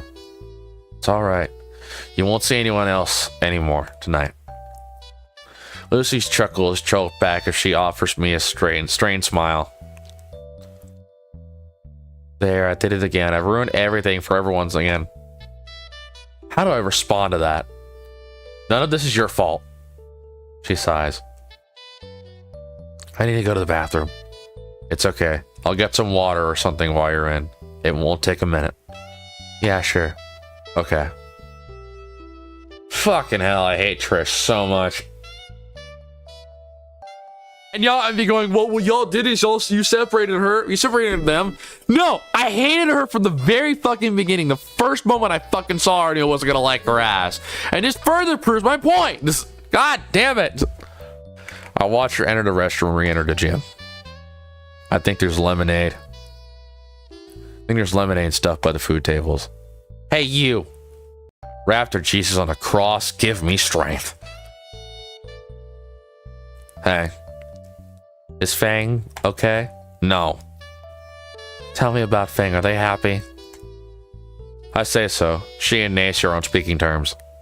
Did Fang say anything about me? Would they ever forgive me? Look, Trish, this shit, it ends now. She said she would have constant nightmares of you wanting to talk to her. Yeah, if you hadn't pulled that fucking stunt, maybe you'd be on good terms. Maybe this could have been sorted out, but not today. You're doing more harm by staying here, though. Advice, stay clear of her for now. Trish is getting very teary. I better shut up now. It's okay. Tell Lucy. I only want her to be happy. I won't bother her anymore. I'll never see her here. She'll never see or hear from me again. I told Spears to cancel the performance. I'm going home. Maybe there'll be another chance sometime. Bye, Anon. She left. Oh well. I get the drinks and return to Lucy.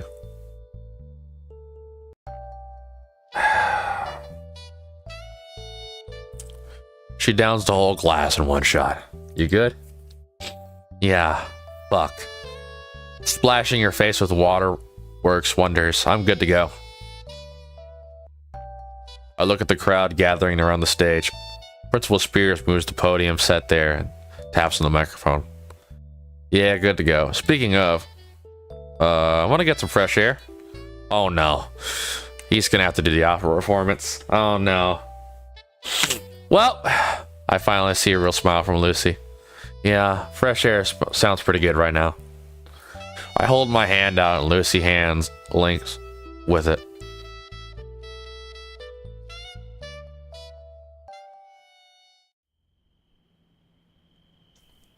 Walking out of the stuffy gymnasium, we're met with the cooling evening air. I feel all the tension leave my body as Lucy's body presses close to my side. Cold. A little. Not used to wearing these things. My hand leaves hers before Lucy can balk. I wrap my arm around her. How's this? I can one-up this. Right, wings. Her wings wrap around the both of us as a feathered cloak of warmth. Want me to call a taxi or something? Nah, we can walk home. In 15 minutes, it's a 15-minute walk through our neighborhood, which is filled with a comfortable silence for most of the way. I guess Lucy is glad I am to put everything that happened tonight behind us.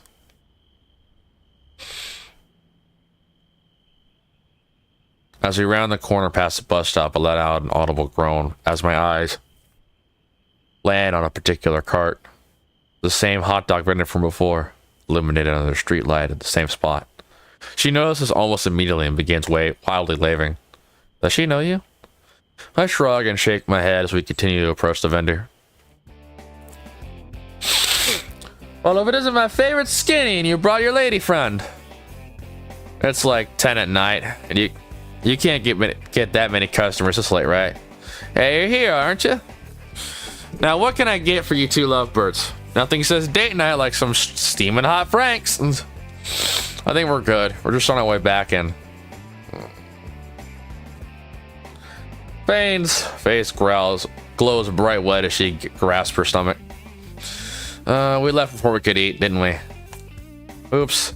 Well, nobody will miss prom food, right? Prom? Oh, man. I was the life of the party at mine. Let me tell you kids got Reef City dumb mascots. We shake our heads. What? You didn't at least spike the punch, right? More shaking. Seriously? Please tell me you egged the principal's car. No, we got into a fight. The vendor winches just as quickly puts on her smile. Oh, that's a bummer. You know, prom was where I discovered hot dogs were my true calling. It could be yours too, you know. Right, I don't think I will be. Looks like we can just, like, get some food. Our night's been a fucking wash. Night's still young, though. Listen to the sizzling meat as we wait. Look, kids. Prom, it's not as special if you ask me. What makes something special is on you. For me, I think back to the shit I can actually remember. Carfe's a hell of a drug. I'm getting off topic. Point is, the night isn't over yet. She motions to the table for us to sit at. Enjoy your dogs. Think about something to do with the rest of your night. Think of something worth remembering. I'm gonna start packing for the night, though. So that's enough chatter from me. Thanks. Lucy and I sit at the plastic folding table with our artery-clogged greasy tubes. Dad grills these sometimes, but I never had any. Never had one that wasn't just ketchup and mustard. I can't even tell what's on all this. There's so much junk dumped on. They're just plain chili cheese dogs. Been a hot minute since I had one. Figure why not? She made a good point. What should we do with the rest of the night? Lucy chews contemplatively. Not sure if she heard me or is giving me a silent review. Whatever do we do? I want to get out of this dress first. It's freezing. I think your dad will let us watch some movies or something. I don't know. Maybe. We only have cop movies and hunting documentaries, though. I'm down for it. After finishing, we wave goodbye to the vendor and start down Lucy's neighborhood.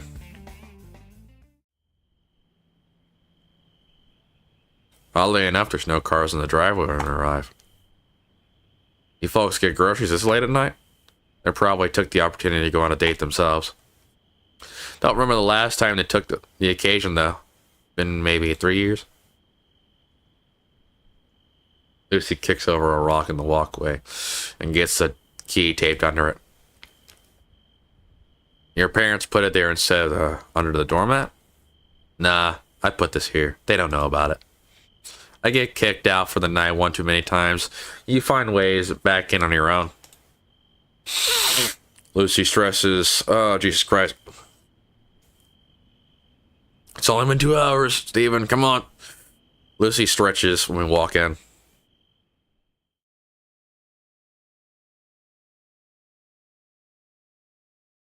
Lucy, I'll change back to normal clothes. Hang here a while, okay?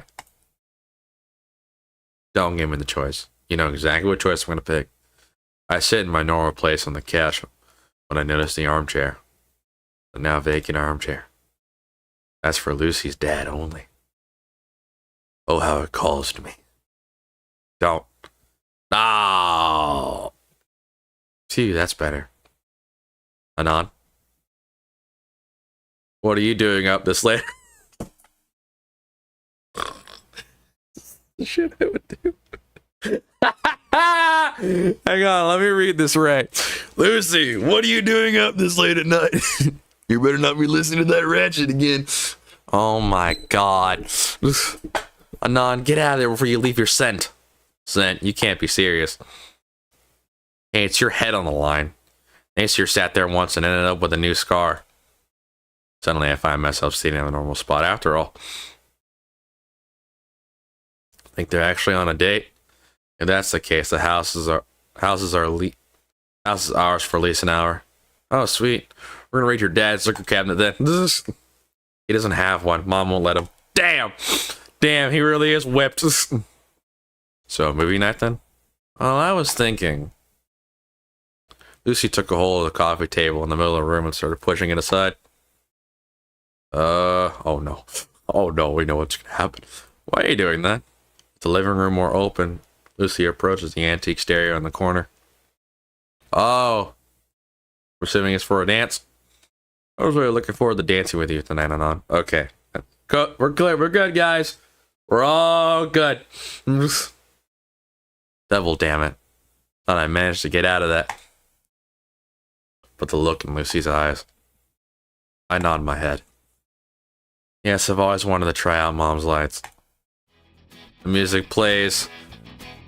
This is playing from the stereo. Sounds positively ancient. Possibly one of our parents' CDs, if she even uses CDs. Wait, what about the lights? Lucy practically skips to the light switch and dims them.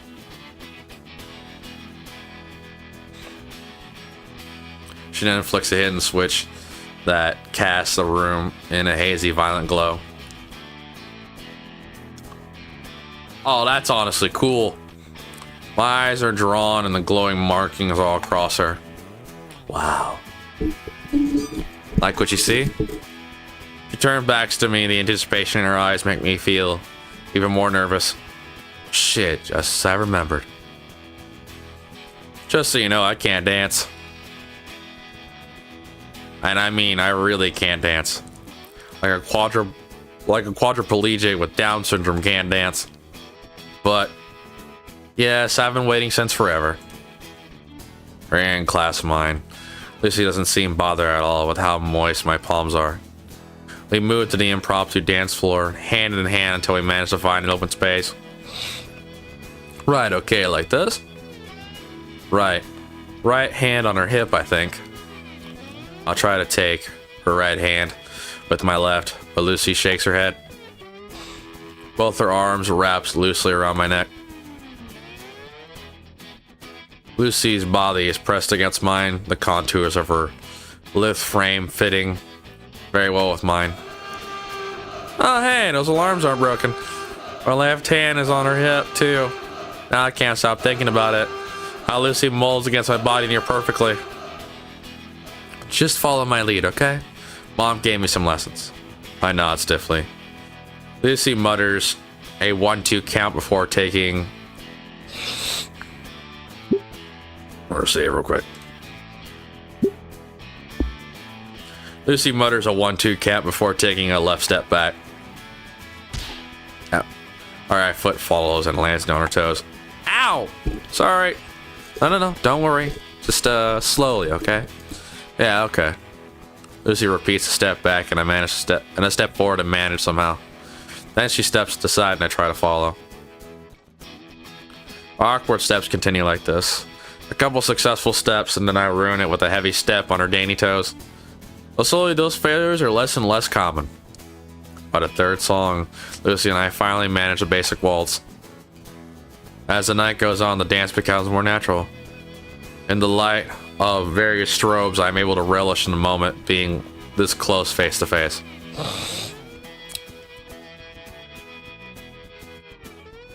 Whenever one of the lights passes directly over her eyes as they glow with the luster of cut amber, her diamond pupils soften. There's no one else in the room right now, just us. You think it's going well? What? Our prom night? It didn't go as planned, but I like where it's taking us. I wouldn't rather be anywhere else right now. Me neither. The last song slowly fades away, leaving us in a comfortable silence in each other's arms. Under the black lights, I can fully take in Lucy's beauty. I felt humbled that she's considered this horrible night to have still gone well. Lucy's eyes become lidded as she leans in towards my face. I meet her halfway, our mouths melting together. Show us. Show us. I'm disappointed. I'm disappointed. 0 out of 10 game for all that's happened tonight, and still Lucy enjoyed it. Show us. 3 months later. Fuck! 8 months since I first joined Volcano High. Felt like yesterday. Hey, bro, how you doing? Sun bears down on us in an atmosphere that moves more water than air. Somehow I feel like I'm the only one feeling the heat right now. But the jacket stays on. The jacket always stays on. Nacier finally took a day off from his part-time job working at the Grub Club. So the three of us went to the park for something of a picnic. I will not make the delivery dance, and stop asking me to do it. Please tell me how often customers ransom your tips for it. Too often. Damn. Grub Club. Damn. Now stop asking. Nah. Lucy tosses a forkful of chili cheese fries on Nacier's shirt. He just jumps immediately at his napkin to wipe it off. God, shit. No! Lucy, you're wearing... Relax. You're wearing another but anyway. How and why, I still don't know. It's for conditioning. Can't stop my training routine, even in the off season. Naomi isn't even here, leering over you like always. I'm dying here in just one jacket. How are you even alive? Oh, my skin is nah. Toss a fork over on the other half of his shirt. Nice, I love it, leaves the stains. Lucy opposite fist for me to bump while he recoils with the half-finished expletives. Nice. I down the rest of my soda to keep alive and look down at my plate. Not really that hungry anymore, I should toss. Hey, whoa, don't finish that thought. Gimme. I shuffle my plate to him and rest my elbows on the picnic table. A familiar voice, chock full of cheeky energy, alerts me to her and her food cart's arrival. Well, Vin is my favorite high school sweethearts. Haven't seen you two in quite a spell now. How are you two doing? What you been up to since graduation? You know, the usual. Dreading the future as adults and trying to figure out what to do for a living, stuff like that. The more you think about it, the more daunting it becomes. You just gotta let go of your expectations and see where life takes you. Lucy makes it sound worse than it is. We've only been out of school for 3 months. Only 3 months? Gosh, I could have sworn a lot more time has passed since then. Now that's something I can wholly agree with. These last few months have felt like years to me, both in good and bad ways. So, you two have any plans now that you're both adults? Then the vendor's words, without realizing, a strike very well specific and sore core with Lucy. Suddenly wraps her arms around herself and shuts her eyes. Before I can move to reassure Lucy, the street vendor notices the error of her words. What's wrong, Sug? Was there something I said? No, it's nothing. The street vendor gives Lucy a raised eye look. Now, so I can tell when someone's upset, and you right now are upset. So what's got you down all of a sudden? Lucy hesitates on hearing the words. She takes a second to seemingly think about what she'll say next before letting out a sigh. It's just, things are changing so quickly, and it feels like I'm losing everything that I've come to love recently. Lucy shoots me a loving gaze before returning her attention to the street vendor.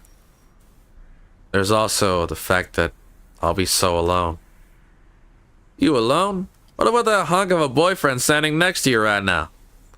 I do my best to try and hide the blush that's no doubt forming on my cheeks. Lucy lets out another sigh. This is one more of a frustrated side. I'm actually leaving tomorrow. Oh, my bad. I didn't mean to join the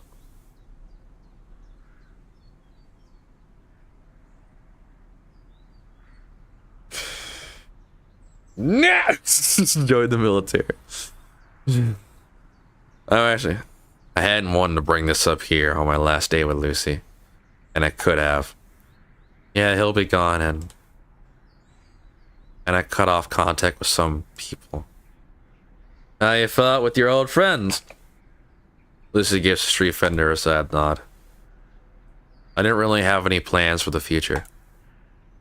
They always seem to change, and I could never decide.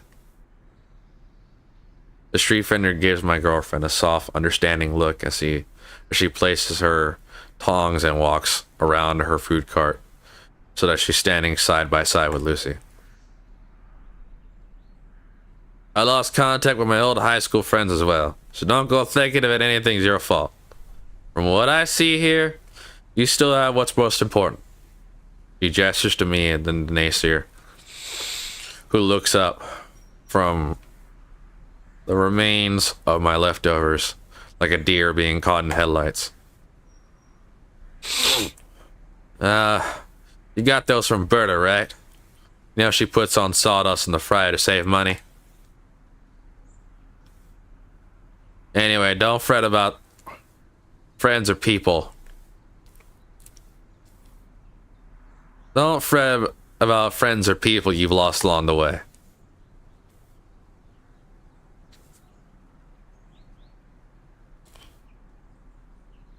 I know it can be hard, but it's not the end of the world. You still have your health. And you still have your youth. And you still have your family.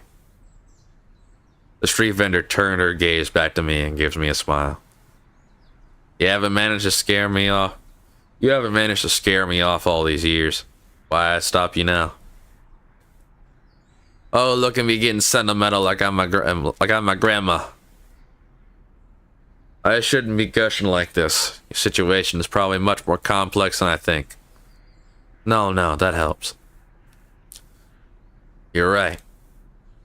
I still have lots of people here for me. The street vendor seems satisfied with the answer. Don't get distracted by the what ifs, the should haves, or the if onlys. Only thing that you choose for yourself are the truths of your world. The street vendor gives Lucy a pat on the shoulder before returning to the helm of her food cart, which she wheels around with a surprising dexterity. Hey, if you ever feel alone and need to choose someone's ear off with your woes, me and my delicious hot dogs are always available. Without another word, the street vendor walks away in search of another customer to cater up, leaving me and Lucy to absorb her sagely advice. Before either of us can truly process what just happened, Nasir walks up to us while wiping his hands and mouth with a napkin. So, you guys ready to go? I give Lucy a glance. She returns it somewhat somber. Fucking Christ. Yes.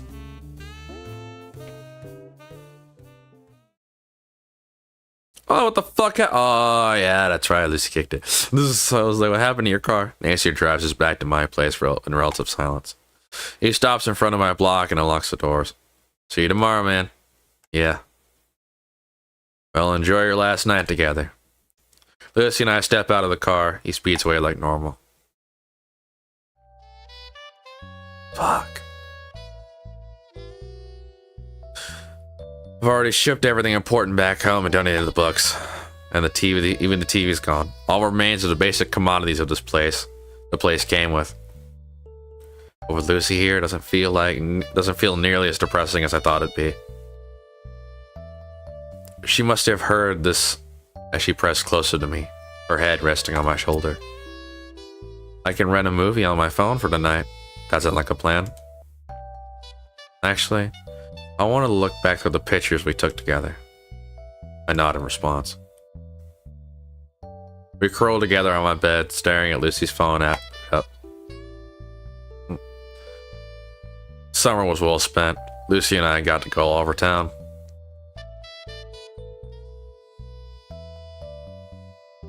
A well-documented series of escapades from local farmers, markets, to a guided tour of a docked warship. Lucy and I shared frequent quips and anecdotes about our experience. Eventually, goes back far enough to some of the familiar faces start showing up. Unwelcome familiar faces that quickly get swiped past. As we keep swiping past older photos, I see something in Lucy's eyes. I find it hard to describe, a mix of sorrow and longing, and something I can't put my finger on. Lucy? My interjection snaps her out of her mood, as she sets her phone gently on the empty computer desk. Sorry, Her eyes linger on the cellular device. I have at least 2 other phones with pictures in them. I don't think I'll ever look through those now. Or maybe I'll do it when I really feel like letting go was the best decision. Lucy cast her gaze around the burn room. It's not really fair to delete them though. I could just forget about them. I'm good at forgetting things on demand. I take her hand and give a reassuring squeeze. Lucy sighs, and her exhaled breath seems to expel her mood. I look at the clock and nearly jump. We have been looking at all the pictures for a long time. Long enough that the hunger once again finds us. I move to the kitchen and look through my mini fridge. There isn't much left. Just some green onions, a few pieces of beef, and 5 eggs. Meanwhile, Lucy looks through my pantry and cupboards for anything else to cook. After a minute of searching, she comes across 2 cups of Pachimon ramen, just a week shy of their expiration dates. I've discovered a new recipe. The meal prep doesn't take too long for 2 adults. It isn't the most filling of our dinners, but it would hold us over quite nicely until morning. Their feast finished, and with nothing else to do now that all my stuff is packed and shipped to Rock Bottom, Lucy and I just returned to my bed. I closed my eyes for a bit, trying to get lost in my girlfriend's warm embrace. Suddenly, I feel a jab on my ribs. I look down at Lucy, who's poking at my chest. Lucy, what are you doing? Oh, just making sure. Making sure of what? You know, that you're all healed up. Lucy, it's been 5.5 months since the accident. I'm pretty healed by this point. Lucy doesn't stop poking me. If anything, she increases the ferocity of her pokes, going not just for my chest, but also my stomach and my armpits. Lucy, cut it out! Try to be stoic, but I can't help but giggle as Lucy turns into a literal tickle monster. I decide to return the table by poking at her, starting at her stomach and gradually moving up her chest and armpits. Finally, I hover a finger over her snoot. A mischievous grin spreads over our lips. Anon, don't you dare! I let out a giggle as I poke her snoot. Boop. That seemed to do it. Lucy pulls me closer to her, wrapping her tightly in a warm hug. I return the embrace, tempted to resume my tickling assault, but far too comfortable in my petro girlfriend's embrace to care about anything else in the world. As the laughter dies down, it comes to my mind that this might be the last time I get to hold her like this. I'm going to the army tomorrow. I'm gonna get shipped off to Raptor Jesus knows where, and there's a good chance I might not be coming back. It brings my situation into a somber light. I double my embrace on Lucy, the more primal part of my mind, unwilling to let go of her. I raise her up and press her head against my chest. Press my head against her chest. Fucking Christ. Her heartbeat greets me. It's soft, yet hastened. I guess trying to get so desperately to come off as a calm and relaxed when it knows what terrible future awaits. A heartbeat that I may never get again to hear. It almost breaks my own heart. I can feel Lucy's hand along my shoulder and across my neck, cup my face. Her angelic hands ever so gently guide me to look into her eyes. She has a smile with a hint of mischief. Before I realize where this is going, her fingers lands on my nose. Boop. Nah. Her smile widens to a playful grin and I can't help but join in. Such a beautiful sight to behold. How can I resist? I inch closer and our lips meet. Show us, please. All in all, this isn't a bad night at all. Damn it! I woke up absolutely spent. I'm covered in feathers, and Lucy's ambrosia scent hangs heavy over the bedsheets. Lucy's already awake, and she's bathed before me. Now she's roaming around through my fridge for whatever food we have left. Rather than waste time asking the obvious, I decide to hit the showers. As the water strips away the last night's scent off me, I get to thinking how Lucy must be feeling right now. I imagine what tomorrow will be like. Not just for me, but for also Lucy. How suddenly she's about to have another big change thrust upon her life. Third, fourth one this year. The non-binary thing, to the band, to the betrayal, and finally having a human boyfriend. Only to have him go so abruptly. I'm surprised she hasn't gone insane after all she's endured. That's humanity for you. I open the bathroom door to see Lucy sitting on my bed, staring blankly at her phone, swiping across the messages. What's up? Nature said he'll be here in about an hour. Knowing him, it will probably take 40 minutes. $10 he leaves another set of skid marks outside the road outside. I sit next to her on the bed. What are you checking? Old messages and photos. You know it's weird. There's not enough pictures of you in here. Hold on, let's fix that. Lucy raises her phone and points the camera lens at me. Stop smiling, you look retarded. Alright, cool. We go silent again for maybe a minute or two. The overbearing silence broken when Lucy lets out a heavy sigh. Do you really have to go? I can't help but let out a heavy sigh of my own. Today I'll get on a bus. It'll be a Michael Tarpit movie. It'll be a Michael Tarpit movie for a few years. I honestly never thought these last few months were ever going to end. There's a heavy silence between Lucy and me for a few seconds. It still feels wrong to me, you know? I'm still too new to this boyfriend stuff. And I'll never get the hang of it.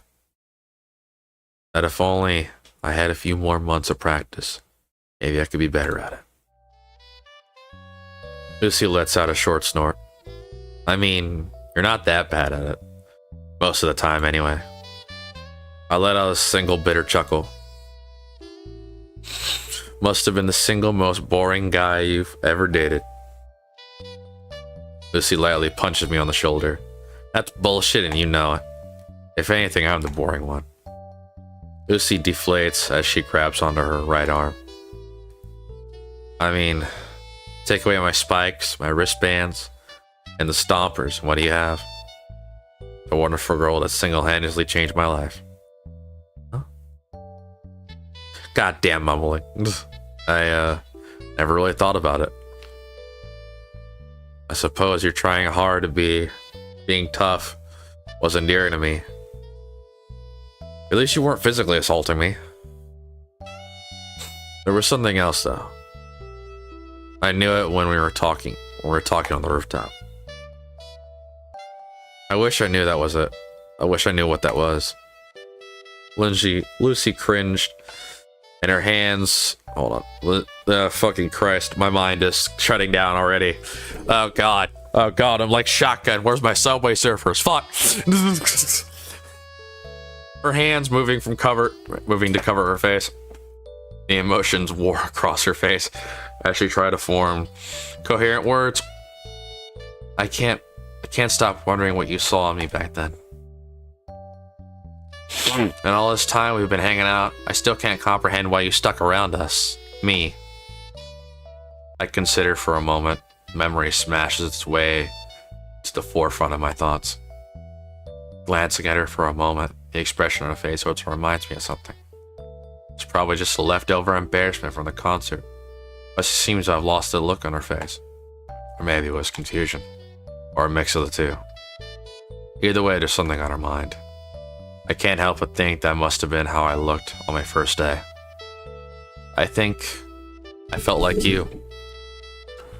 Lucy stares at me pleadingly with those beautiful citrine eyes of hers. For the longest time, I didn't know who I really was or what I wanted to be.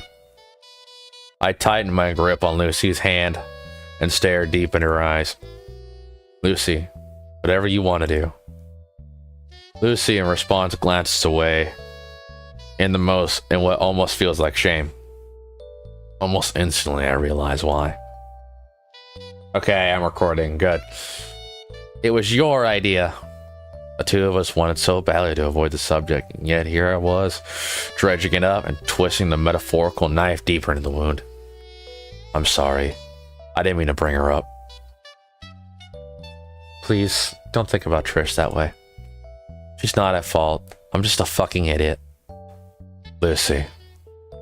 I just forgot that I have to walk on an eggshell around certain topics. Lucy puffs her cheeks and jabs me in the ribs. Ow! Lucy crosses her arms and lets out a single scoff. Like I have to be careful when I catch you muttering. Watching the newest season of Underage Panty Shot Quest. And having war flashbacks fits through the night. Oh, Anon, what's wrong? Please stop crying. Because you remember the projector incident. War flashbacks.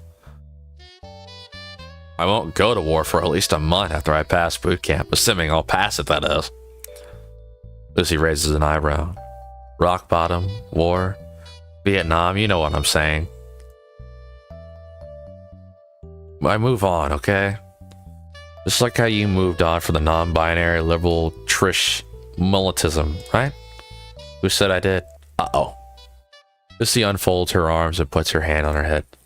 Her hands on her head.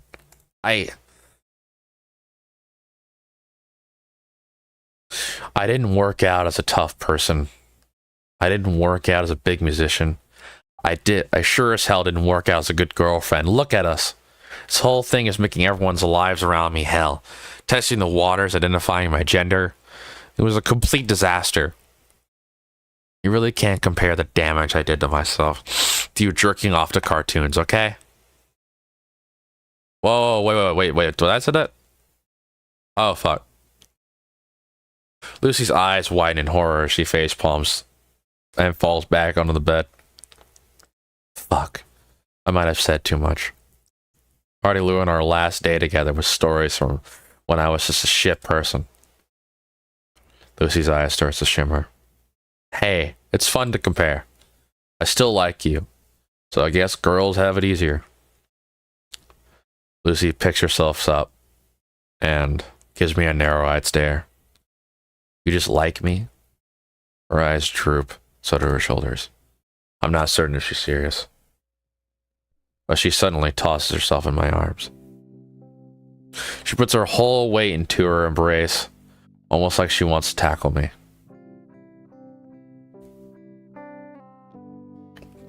I try to hold us both upright, but the awkward angle and unevenness of the bed eventually causes us to both fall back into bed.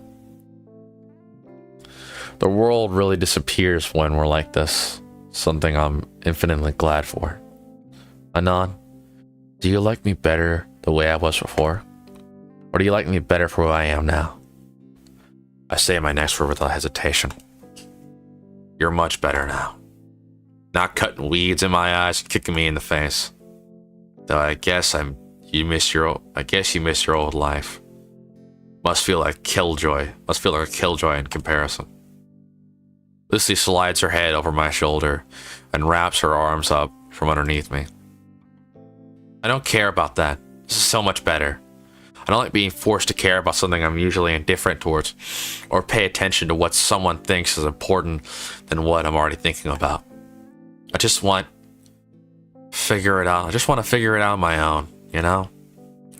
Talking about me wanting us to marathon Lucky Star, that's fine. I'll stop. Lucy pulls away from our embrace just enough for me to see the red in her cheeks and her tears streaking from her eyes. You fucking dork. I let out a small chuckle as I wiped away some of her tears. I just like seeing you ramble. You'll find stuff that interests you. Just do you, Lucy. Our foreheads touch. She grabs my face with both her hands, all while looking at me like I'm the most precious thing in her life. All I want to do is bring her closer to me. I want to keep picking apart her brain, become acquainted with every single corner of her mind, and still realize there's always something more to her. I love you, Lucy. So very, very much. Anon, I love you so very, very much.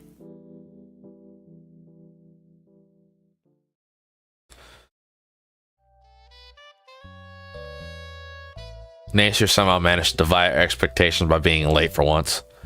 But that's good. It gives Lucy and I a chance to spend the next 10 minutes gathering the last of my belongings and trashing what I couldn't take. The apartment clean and cleared, I leave the keys on the kitchen counter, sparing one last look at the place I called home for the last few months.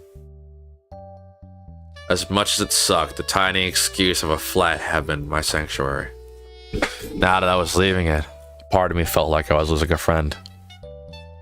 I try not to think too much about it as Lucy and I make our way outside.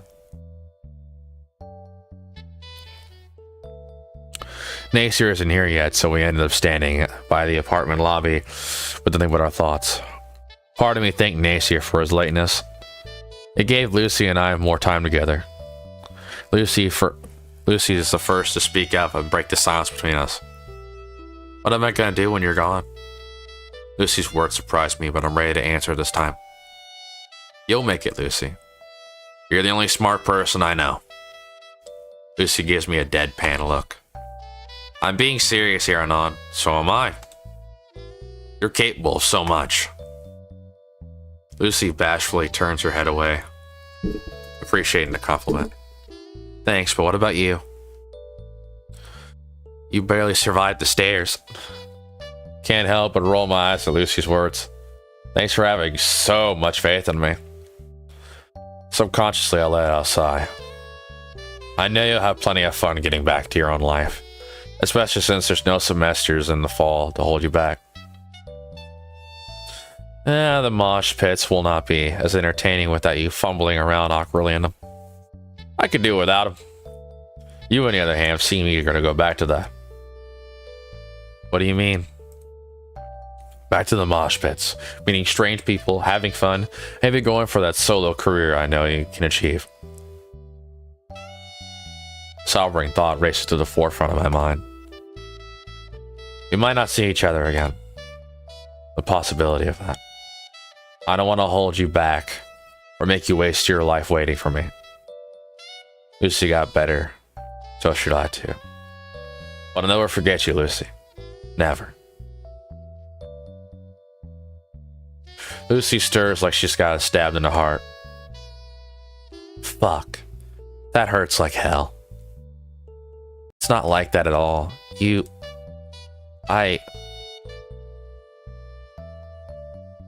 She struggles to find the words, her beautiful face marred by her wearing emotions.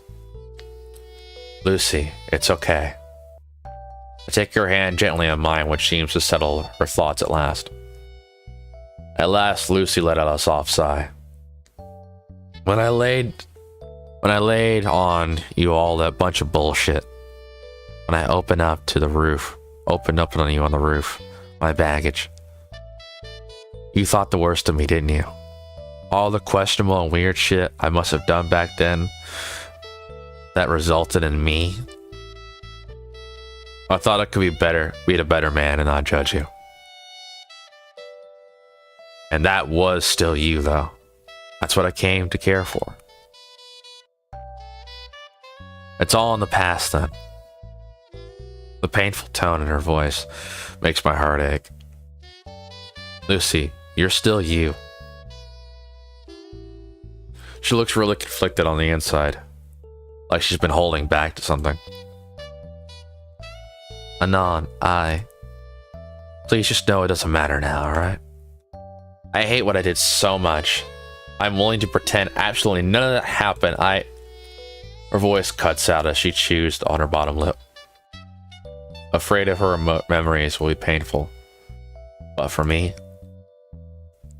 that whole discovering myself quest had led to me talking and hanging around people like Trish. Her voice in a hiss as she spit venom with these words. The gender, pronoun shit. No wonder high school sucked. No one would ever come near me and stick around to see where it went.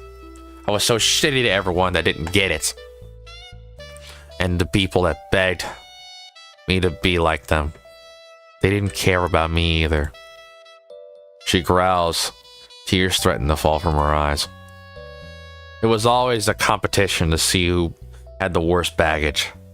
I always lost, because I never had it that bad. And I insisted so much on this thing. Lucy finally lets out a sob. Anon, I never wanted to dump all my baggage on you. It wasn't right.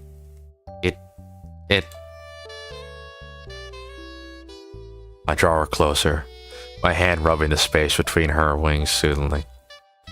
Lucy, it's okay. You can let it all out. Lucy buries her face in my shirt and takes a deep breath. That thing I used to be, I never realized. It was so humiliating. Nasir might have known, and he suffered so much because of it. I think my parents also knew too, and I made them suffer so much for no real reason. Fuck, this is depressing. Shit. God damn. Fuck. I was so blind to what I was doing, to everyone around me for so long. And I think I was so convinced that being that thing would make me happy. But it was never meant to be. I really was just an ungrateful bitch. Lucy's hand squeezes mine as tight as she can muster, causing some discomfort. But at least she leans her head back, offering me a watery smile. I accepted it though. She needs this. I looked deeply into Lucy's citrine eyes, returning my most comforting smile back. Before I can do anything else with my girlfriend, I hear the sound of tires screeching and the roar of an engine. A familiar gray-toned car pulls up right next to us, stopping so abruptly that it leaves a set of skid marks. Lucy reaches into her pocket and pulls out a $10 bill. I motioned for her to keep it. Something told me that where I was going, I wouldn't be needing money. As soon as the car comes to a complete stop, the driver disembarks, all while munching on the remains of a delectable-looking hot dog. Sorry I'm late, guys. Decided to stop by Tracy's hot dog cart to get something to eat, but she took a bit longer than usual. Nasir chomps in the last of his meal and licks his fingers clean with a satisfied smile. Anyway, you two ready to go? Or you guys need a few more minutes? I look at the time on my phone. Much as I wanted time to stand still, the bus departing the boot camp will be leaving in less than an hour. I give Fang one last look, and she turns, and she in turn looks at me. We both knew what was going to happen next. Doesn't need to make it any less painful. Without any words, Lucy and I get back into the NASCAR. Nasir, without a moment of hesitation, floors the gas pedal and he flies off down Skid Row's small streets. A part of me bids my old neighborhood, shitty as it was, a final farewell. A drive towards a pickup spot, He is quiet. Not one of the three wanted us to say a word. 15 minutes of silent driving. We have arrived at a designated pickup location.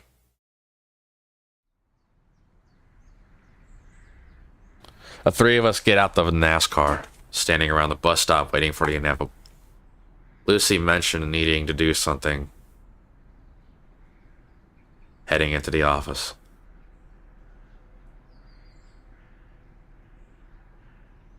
The silence between Nasir and I is deafening. Nasir suddenly clears his throat. Listen, Anon. Yeah? You're gonna be gone for a while. Yeah? Yeah. So, rifleman or infantry, whatever it's called. Huh? Whatever they're gonna make you do.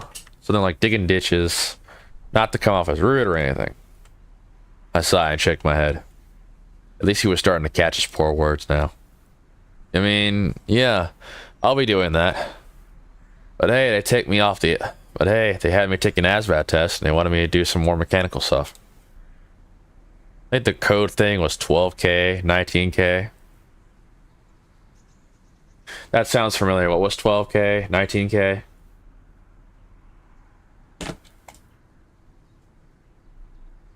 Ah, he's being the tanker. They're pushing me to being a tank guy. Can he even drive, dude? He'll learn. Anyway, I decided something more up my alley. It's kind of like ship posting, but official, I think. Recruiting. What's ship posting? Never mind. The number thing is 46R. He's gonna be a recruiter. He's gonna be a fucking recruiter. That's the best thing you can do. PR at the very least. Hang on, I gotta look it up. 46R. Army. Public affairs. Yep.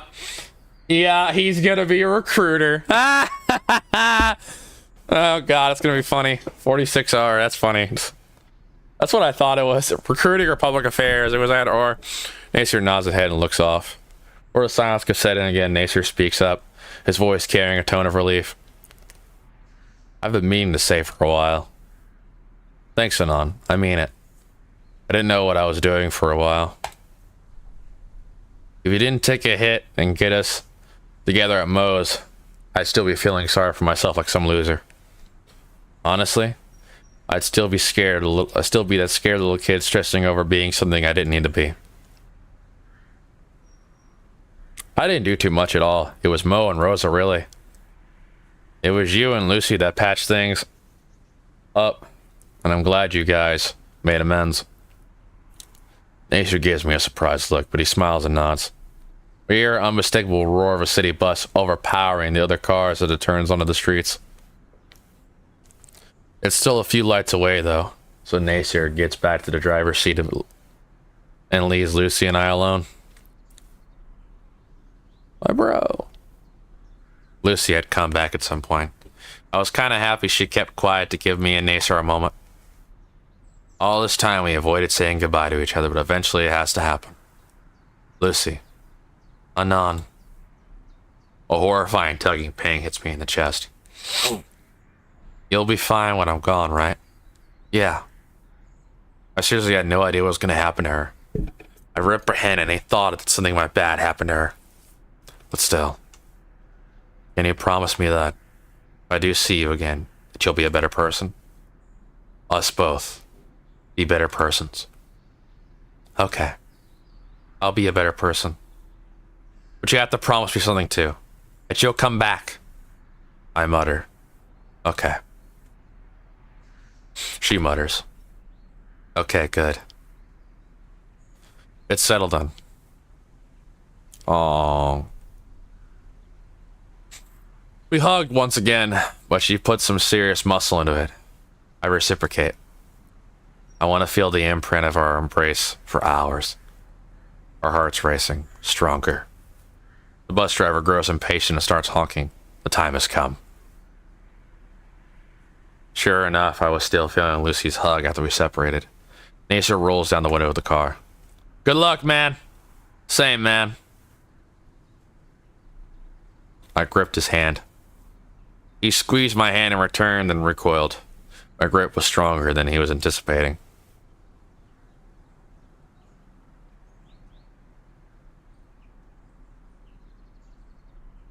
I got inside and waved back at them. I gave the driver my regards and laid back, looking at my feet.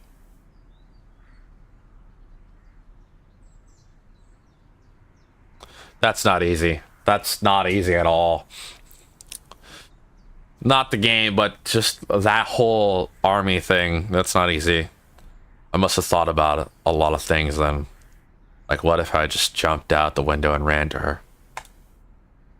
Or if I would die and never see her again, like in that green Snoot music video. I just looked back to see if I could still get a glimpse of her. My eyes frantically searched small figures, and there she was. I caught her in a mid-motion, crying in nature's shoulders. And the bus rolls around the corner. They're gone.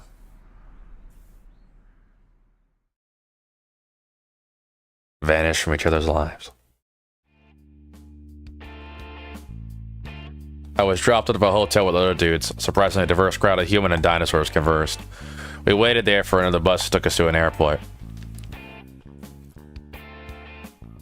This is the bet. Jesus Christ. I think I might have slept as soon as I sat in the airplane seats, because I don't remember the takeoff or the drill. I was fortunate enough to get a seat by the window. I flipped it up and saw a desert with a 2-lane road cutting through. I don't even know where I am right now, or that I'm nowhere near Lucy. God, I hope I see her again. 3 years later. Fucking hell, 3 years. It's been a fucking cutscene. Volcaria Bluffs, new duty station. Recruiting teens to suffer just like I did. Yeah, he's a recruiter. I called it. Good times, good times. With my rucksack on my back and a cheap rolling case on my side, I make my way down the old stomping grounds for some cheap living. 3 years. I wonder if Lucy still lives here. There's new buildings in Galleria. Not to mention it's gotten more labyrinth. The sun reflecting off the mirror polished windows, baking me alive in the JDUs. Yep. Thinking back, I think there's a park nearby that has a decent vending machine. Mentally retracing my steps from my senior year, I managed to find the park. Looks like they're holding some kind of festival with all the booths set up and a Tyranno tykes running around. There's an occupied picnic bench, but miraculously, so I set my heavy bags, carrying my entire life down and pop up with my water bottle. Jesus fuck, you got built! Sitting here, I can't help but reminisce about the last time I was here. There was an awful lot I left behind here. My high school sweetheart. The dicks in my old platoon never believe me. Then again, I didn't want to show that photo album her mom gifted me. After Jesus, I miss her. I wonder if she remembers that promise. Anon? I look up and see a pterodactyl floral and floral print dress running tilt towards me. Anon, you remembered! Oh, she's so happy! What? I stand over, prepared to take her down. I'm poorly prepared, however. She lunges at me. Before I think to grab my cheap ass kabar, her beak mashes roughly against my lips. What? I curse my instinct as I reflectively hold my arms to attack her by her hips. Wait. I pull her back and forth, both for air and to figure out that this is who I think it is and not some well-dressed sexual harassing lady hobo. Lucy?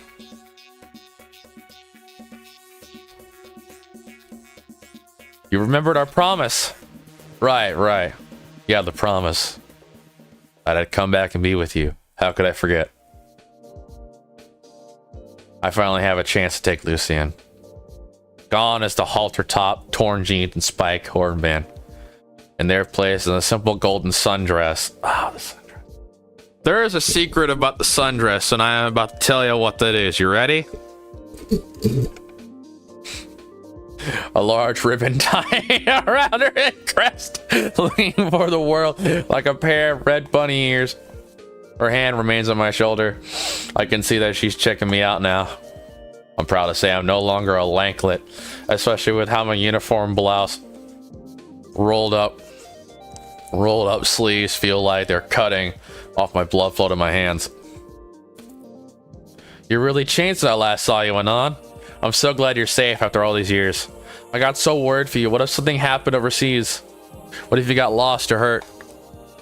What if you never returned at all? Hey, have more faith in me. I still got all my limbs, right? I didn't get bruised too bad.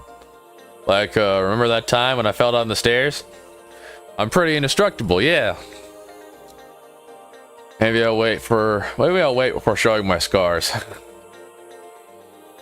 Ah, you're pretty amazing. What you been up to?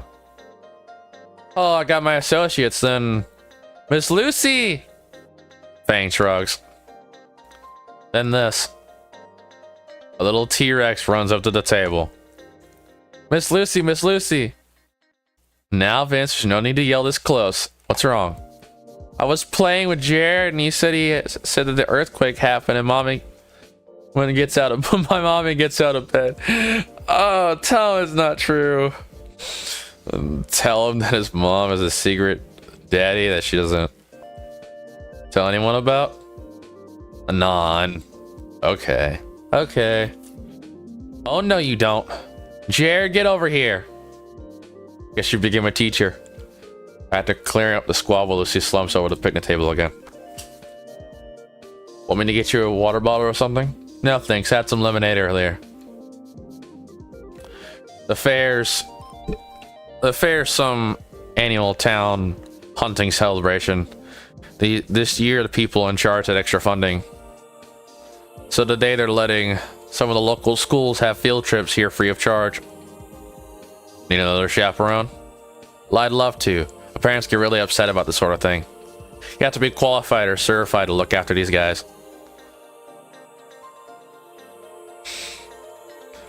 Oi, na hele loyans, yeah.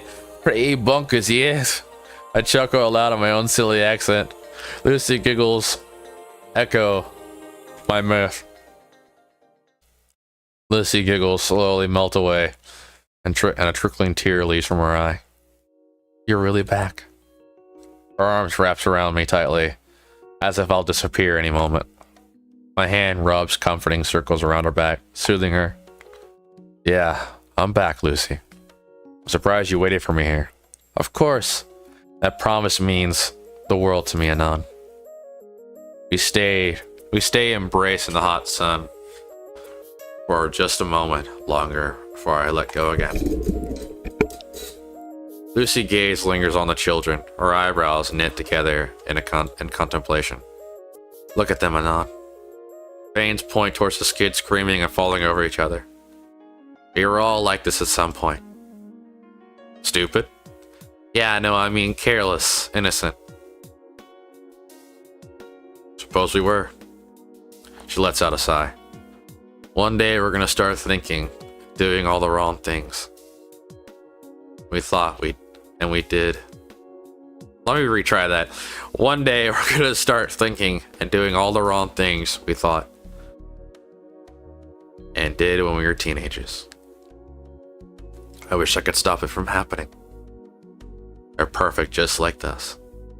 Kids can be kids, mean to each other, but not cruel. The world makes them cruel. Until then, they're free. We gotta protect their freedom. Save them from our mistakes. That's quite a statement to hear from her. You've changed. I think now would be a good time for a segue. I'm glad to see you're doing good. How's everyone else? Everyone else? You know, Nasir, Trish, Naomi, Reed, all those guys. Oh, Nasir went to medical school. Hey, nice. She closes her eyes with a thought trying to recall a lost memory. I haven't seen Naomi though.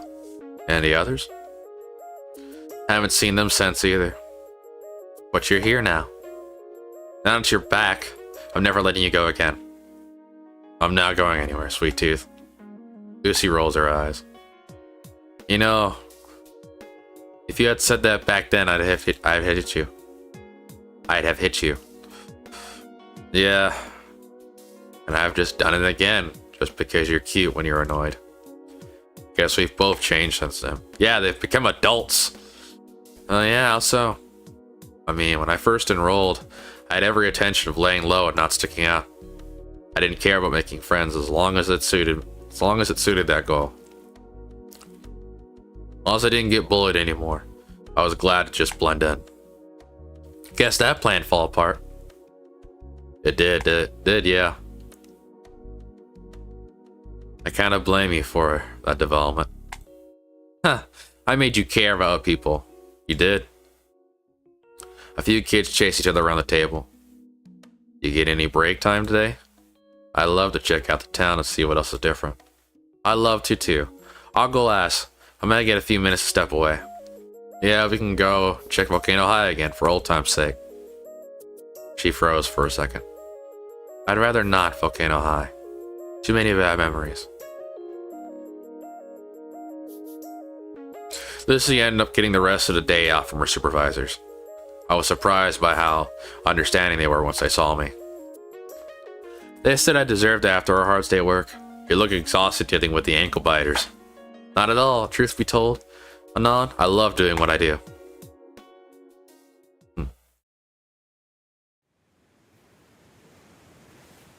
Catching up with Lucy was the happiest I felt in years.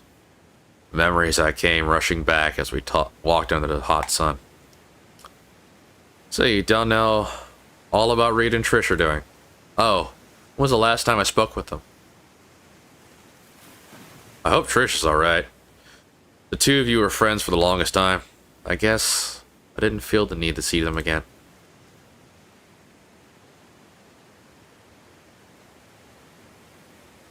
Yeah, that's right. Looking back, they were terrible influences. I guess so. Stella and Rosa? Haven't seen them either. Seems weird considering Rosa was such a help to us. Don't get me wrong, Anon. I love what Rosa did for me. Nacer and you.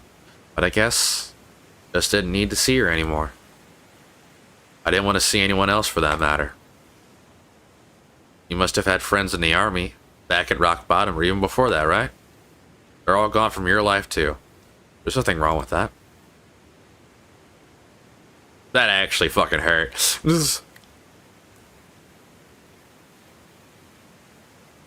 Haven't you looked for them? I don't want to.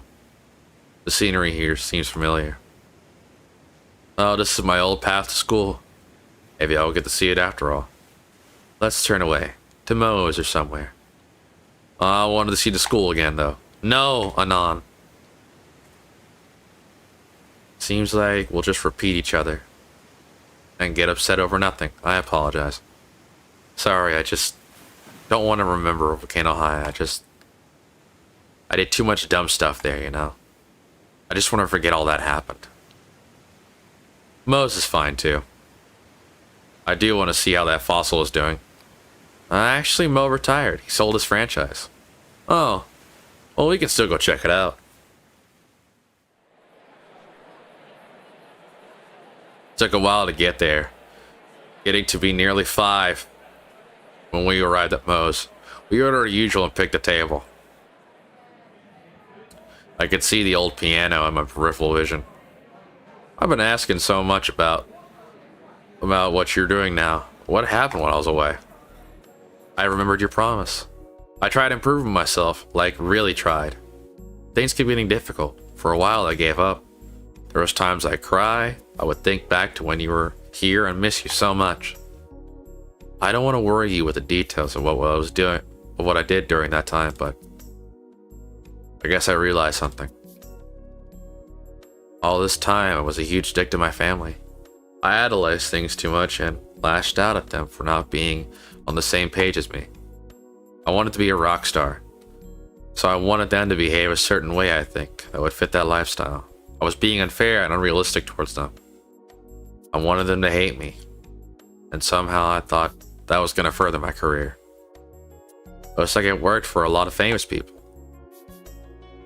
Doesn't work for everyone, though. I didn't want to make my family sad anymore, so I just did what I've always should have done, and learned to love them and thanked them for all they did for me. So you kept playing? I'd love to hear it. I'll just see what else you've composed over the years. I'm sure it's great. No, I just gave that up. What, really? It was such a huge part of you. I didn't need it anymore. Plus, it reminded me too much of Trish. I put away the instruments somewhere and never played them ever again. Then what have you been doing all these years? Dad needed help with a charity event. He bought food and he needed me to help him carry it around since Nasir was away in college. I thought it was going to be a boring evening with a bunch of brats, but I saw something. I saw the children and they ran around me. They offered me toys to play with, so I joined them. I lifted them from the ground, and some clung to my legs as I moved about. No one ever played with me like that. No one ever approached me like that. It was so pure, so innocent. So you showed them a picture of you in your high school clothes? That would have been hilarious. But yeah, I enjoyed my time with the children, so I asked around my church, and I eventually got a gig dealing with preschoolers. She looks so happy right now. I feel like I would ruin the mood to bring up Trish reading the others again. You know, part of me expected you to forget about the whole promise. That I'd come back and some lucky dino guy had swept you off your feet. She just smiles and gives me a small laugh. The amount of guys that had to tell me that my boyfriend, fucking Christ. This is so wholesome. The amount of guys that I had to tell that my boyfriend was just deployed and coming home soon. She began stroking my hand on the table. Anon, I never forget about you or our promise. Part of me is glad that she's saying this to me. But I still have too many questions. It's weird because I know she's happy. And she looks happy in her work. She's just glad I'm here. But something deflates the moment. I don't know what it is. I look towards the decorative piano Mo always had in the corner. Look, Faye, the piano. What about it? You think they let us play it? I don't know. It's probably out of tune. Might be worth a shot, come on. But you can't play. Then you play. We sit by the piano. I think she understands why I'm teasing her like that. I open the lid and the keys look rather pristine. Anon, her fingers lightly roll across the keys. She retracts herself. I haven't played in a long time. I don't know if I can still do it. I bet you remember how to do it. She positions her hands just above the keys. I haven't done this in years. I don't even know which song to play. I want to see you play, that's all. I want to hear you after all this time away. Alright. She gave out a sigh, but then, what to play? Her eyes seemed to glimmer for a moment. I know. Remember this? It was our song, remember? Yeah, I was about to say. We made it together. I still got it. I always thought of the smelling when I thought of you. I guess I never forgot how to do it. I thought I'd be rusty with the piano. You play beautifully. Thank you. I sit closer to Lucy. She rests her head on my shoulders, her hands still resting on the keys, eager to play again. You shouldn't have abandoned music. We talked about what we would do now, especially since it was getting dark outside, the street lights were coming on. We walked our way back to where we started near the park. I don't know, Anon, it's just so weird. A music teacher? I don't know, Fang. It could be cool if you tried. Fang is shivering, her colder air settling in. Here, this will get you warmer. Aww. I draw Lucy close to my chest. She snuggles up to me. Thank you. She's precious, being taller now. I guess the animal part of my brain is telling me to protect my smaller, more fragile mate. Little by little, I'll get you back to music. Your friends, I'm sure it'll work out fine towards the end. Lucy stirs. She doesn't like the idea.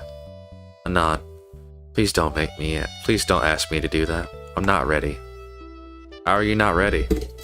I lied, Anon, okay? I lied, I disappointed you. I promised I would get better, but you're clearly not happy with how I turned out. Nonsense. You have no idea how proud I am of you. I'm still broken, Anon. Ever since I started preening again, I had no one. But remembering I promised you and nature I wouldn't do it anymore to hurt even more so. But that was years ago. I swear I tried to get better. Forgive me. I'm the one sighing this time. You wanted me to live my own life, be this great person you wanted me to be. Yet I'm here doing menial church tasks and dealing with the children. I got no friends, no new songs, nothing going on for me. I know I need to be a famous musician to make you happy. I know I needed to have forgiven Trish and the others, but it just didn't work out. I couldn't do it. I'm lonely, Anon. You're all that's left from me. You didn't need to be all that happy. You didn't need all that to be happy. I still think you're the best. Forget it, Lucy. What's done is done. We're here. That's all that matters. I embrace her. I could tell she was getting tense, but slowly she relaxes in my arms. When I said that we're being together, it's all that matters, she hugged me back. I'm here. And I still can't believe it. Lucy is shaking with excitement in my arms now. I'm already thinking of all kinds of things we can do. Fuck, just knowing I won't see you until tomorrow already hurts me. I could take you to see Mom and Dad right now. They ever get a kick out of seeing you like this. Not right now. That would be too much for them to take in. I have to unpack. I got a room in a motel for now. Would you like some help? I thought to deny her, but Lucy's eyes are pleading me to say yes. I've got quite a bit. You sure, Lucy? All the more reason for me to help. Alright then. Our motel isn't too far from here.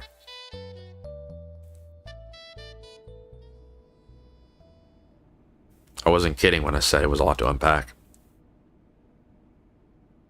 I gotta get some water. I'll be right back. 3 hours, fucking hell.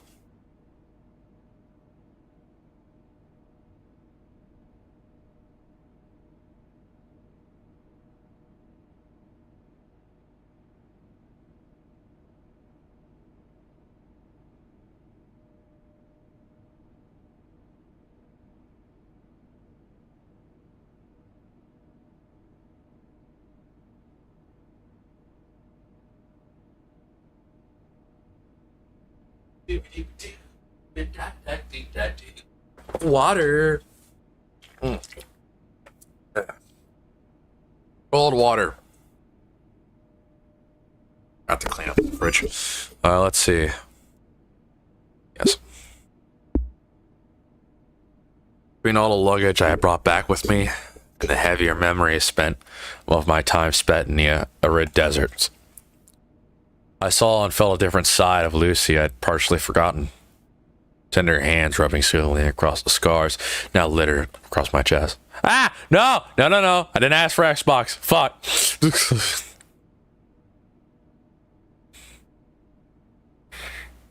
I totally did not mean to press that. Totally.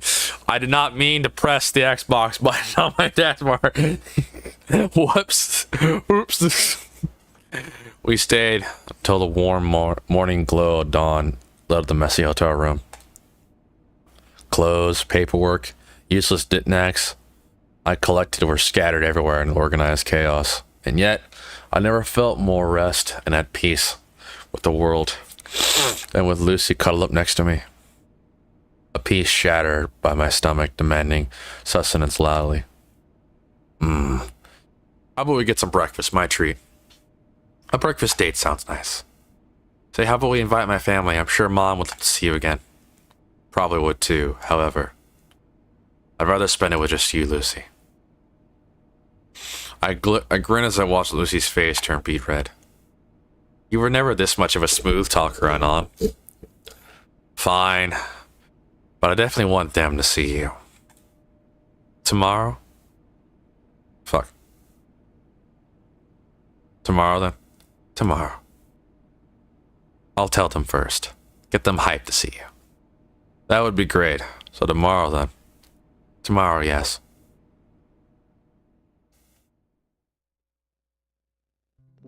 We made our way towards the car door. Before getting in, she once again embraces me, this time a little stronger. It's okay, Lucy. I was so lonely, Anon. You don't need to be alone, you know. I'm so glad you're here. I missed you. I missed you too, Lucy. Though I missed the old Fang, I'm elated. I love you, Lucy.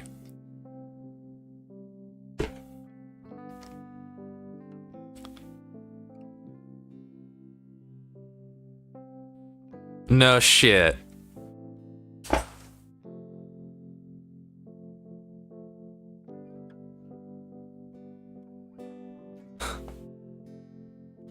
Ending 3 of 4.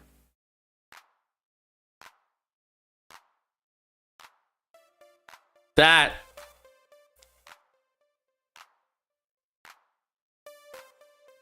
This was a good game. Kumaranon. Dog. This was a good game. This was a good game. This was a really good game.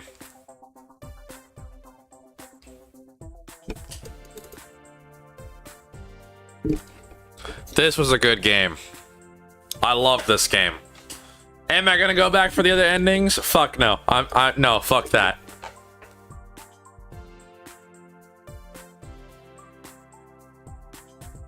This was a good game. I loved this game. This was great. Oh, that's the little Roomba thing!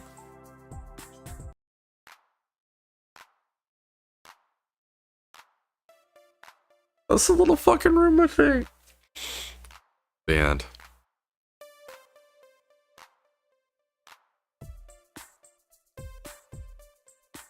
This was a good game. This was a good game. This was a really good game. And I'm glad to have played it. Can we all just admit, every day I have not played this game was a day wasted. This was a good game.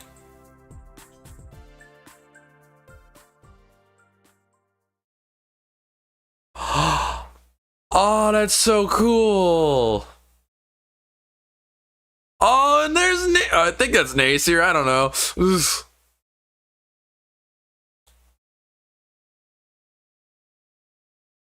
And that's it. Bonus chapters. Oh, there's bonus chapters. Cool. I'm not gonna play those right now. I played my game. I played the game. I played it. No, don't make me. Oh, fuck. Fine. We'll do one. We'll do one. Nah, I'm just fucking with you. I'm good. Yeah. This was good. This was a good game. This was a good game. I'm glad to have played it. I'm very glad to have played it. Maybe in a while I'll play the bonus chapters, depending on how long they are. Maybe. Who knows? But I'm glad to have played this game. I'm happy. This was actually a really wholesome experience. You guys have a great night, great day, great rest of your week.